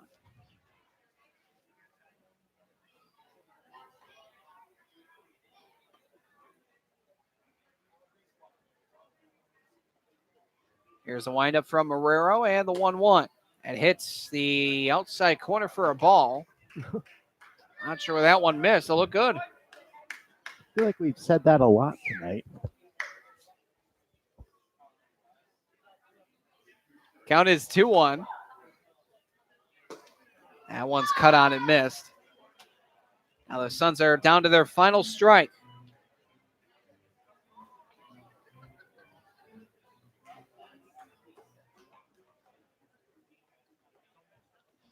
Marrero with the windup, the 2-2. Called strike 3, and that's going to end the ball game. Blues win this one by a final score of 11-3. We'll be right back with the Pittsfield Suns postgame show on the Pittsfield Suns Baseball Network. Ladies and gentlemen, the Suns want to thank you again for coming out. The following commercial is sponsored by feedthepig.org, an organization devoted to helping you save money. We will not entice you with messages like lowest prices in town, dealer approved, certified pre-owned. Nor will we brag about our Huge selection, enormous variety. We will offer no contingencies like See store for details. Legal exclusions apply. because we simply want to help you spend smarter and save better. Log on to feedthepig.org. Find the benefits of saving for every stage of life. Brought to you by the American Institute of Certified Public Accountants and the Ad Council. Did you know the 3rd leading cause of fire deaths for older adults is cooking? Hi, I'm Rob Neal from the United States Fire Administration with important fire safety tips for seniors. Never leave cooking unattended because a serious fire can start in seconds. Don't wear loose clothing while cooking. Keep towels and pot holders away from the range. Double check the kitchen before you go to bed or leave your home. This message is brought to you by the United States Fire Administration, your local fire department, and this radio station. Welcome to the Pittsfield Suns post-game show on the Pittsfield Suns Baseball Network. Now, back to Paul Dowd Field at historic Wacona Park in Pittsfield, Massachusetts, with your host, Billy Madewell, Steve O'Brien, and Colin Quinn. Welcome, ladies and gentlemen, to the Pittsfield Suns post-game show on the Pittsfield Suns Baseball Network. Billy Madewell, Steve O'Brien Jr., Colin Quinn here, just witnessing an 11-3 beat down the Bristol Blues over the Pittsfield Suns, and really it was just the pitching that the Blues got a hold of, and then on top of it, they couldn't really get any hit going. No, you're right on that, Billy. I think, in my opinion, this one is mostly on the pitching tonight. 17 hits allowed, 11 runs allowed. Most of it, was on Austin Janeo, but then Jared Henry came in and wasn't very effective.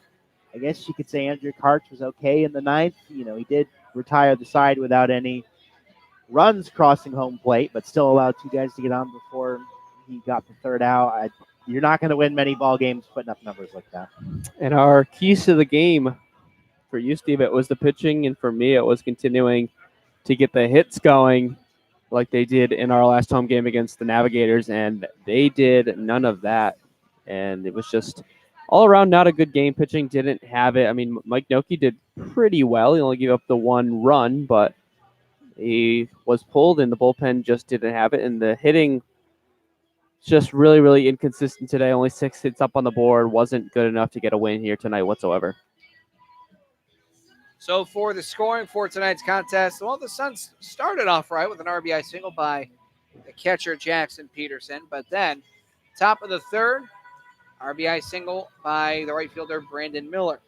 5 runs in the fifth with an RBI single by Austin White, RBI single by Buddy Duane, which also scored in a run off an error, and 2 RBI double by Dylan Reynolds. That's quite a bit of scoring. Still making sure that, yes, those are all of them. The RBI single with a run scoring off that. The RBI single by Buddy Duane with the error, of course, with Austin White's hit. 2 RBI double by Dylan Reynolds. Another run would come in at 6.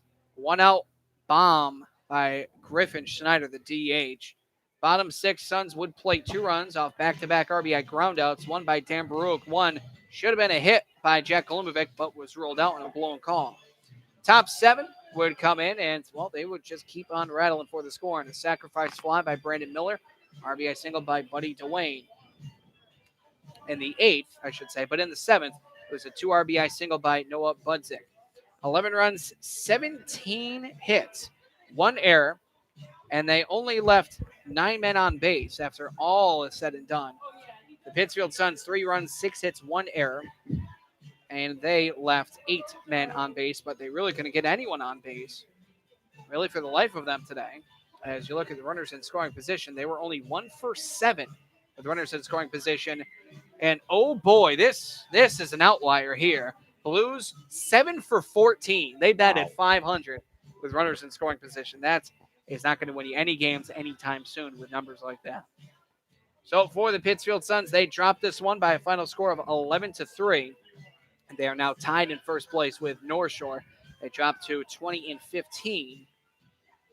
And for the Bristol Blues, they improved to 19-17. And for the Pittsfield Suns, player of the game, that went to Jackson Peterson. He did an all right job. He went 1 for 3, an RBI single, a run score, and a walk. He did all right. And the pitcher of tonight's contest, that was the starter for the Suns, Mike Noki. He did what he could in the allotted time that he was given. 3 innings pitched, 12 batters faced, only 1 earned run off of 4 hits. He only walked 1, struck out 2. That's a solid line for someone in an abbreviated outing and the starting spot. That'll do it for the Suns. Unfortunately, they're not able to get this one going. They dropped this 11-3 in a blowout loss. But the good news for the Suns, what we've seen the past 3 times that the Suns have been getting a loss by, I believe, 6 runs or more that they lost by in the scoring margin, they come back for blowout wins. So we have seen that in the past. That's maybe indicative of what we'll see tomorrow. We can't say for certain, but it's not out of the realm of possibility, guys. Yeah, definitely. And tomorrow, a couple of big games on tap for Pittsfield Suns. They head to Nashua, taking on the Silver Knights, who have struggled recently. They're losers of tonight's game against the Navigators. They're 18-20, so definitely a team you can take advantage of if you are the Pittsfield Suns tomorrow. For 2 games you get against them. Getting the win will be Wesley Leahy, who pitched 5 solid innings in relief. And getting the loss will be Austin Janeo. No wins, or I should say no saves, no blown saves, no holds, just wins and loss today. So that will do it for the Pittsfield Suns. Again, they dropped this 11-3. Gentlemen, your final thoughts. Well, I think I've said it once before this season here at Wacona, and we're fortunate for that. This is one where you just got to toss the game film. We'll get them next time. Not much you can take away from this in terms of, hey, we kind of messed up a lot of stuff. So they get 2 opportunities to make it right tomorrow against Nashua, and we'll see you next week or this Tuesday for the All-Star game. Yep, I mean, not much more to say other than the pitching was not good here for the Pittsfield Suns tonight. Their team leading in the league in ERA this season today did not show that whatsoever, giving up 17 hits and allowing 11 runs. Just wasn't a good game. Like Steve said, you got to throw this one away like you did against the Navigators on the 4th of July and come back against the Silver Knights, which happens to be tomorrow's opponent as well, and take the next 2 games that you have against them in the doubleheader. That's right. The Pittsfield Suns, they still lead the league in ERA. They're the only team sub-4 ERA. They have a 3.82 ERA. Next closest is Brockton, 4.35. That's over 50 points in the ERA. This ball game started at 6:05 with a 28-minute sun delay at 7:32 to 8 p.m. and ended at 9:26 for a game time total of 2 hours and 53 minutes in front of a crowd of 1,050 patrons here on Craft Beer Night. The Pittsfield Suns, their next 2 games come as follows: a doubleheader tomorrow in Nashua, with that ball game starting off at 3 o'clock for first game, and then second game scheduled for 6, but it will be 30 minutes after the conclusion of game 1. On Monday, a trip to Brockton, and on Tuesday, this will be the fun part, and it'll be the All-Star game, the FCBL 2019 All-Star game, and it'll be the first All-Star game the Suns have had since 2013. It'll be their second time hosting. Only Nashua has hosted twice as well, 2012 and, of course, last year as well.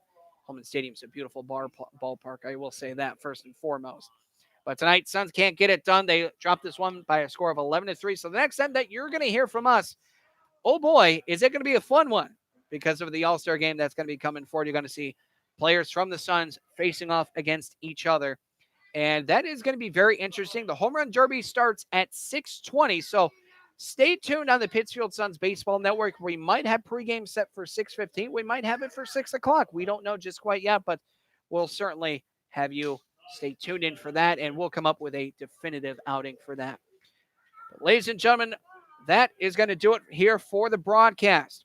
Alongside Steve O'Brien Jr. and Colin Quinn, for players, coaches, umpires, and fans, this is Billy Madewell saying thank you for listening in to Pittsfield Suns Baseball on the Pittsfield Suns Baseball Network. We will sign off, and we will see you on Tuesday, the 2019 FCBL All-Star Game here at Wacona Park. Thank you for listening to Pittsfield Suns Baseball on the Pittsfield Suns Baseball Network. Please join us next time for more exciting baseball action from Paul Dowd Field at historic Wacona Park. This play-by-play broadcast of Pittsfield Suns Baseball was a production of the Pittsfield Suns. Any reproduction, retransmission, or other use of the accounts and descriptions of this game without the expressed written consent of the Pittsfield Suns is strictly prohibited.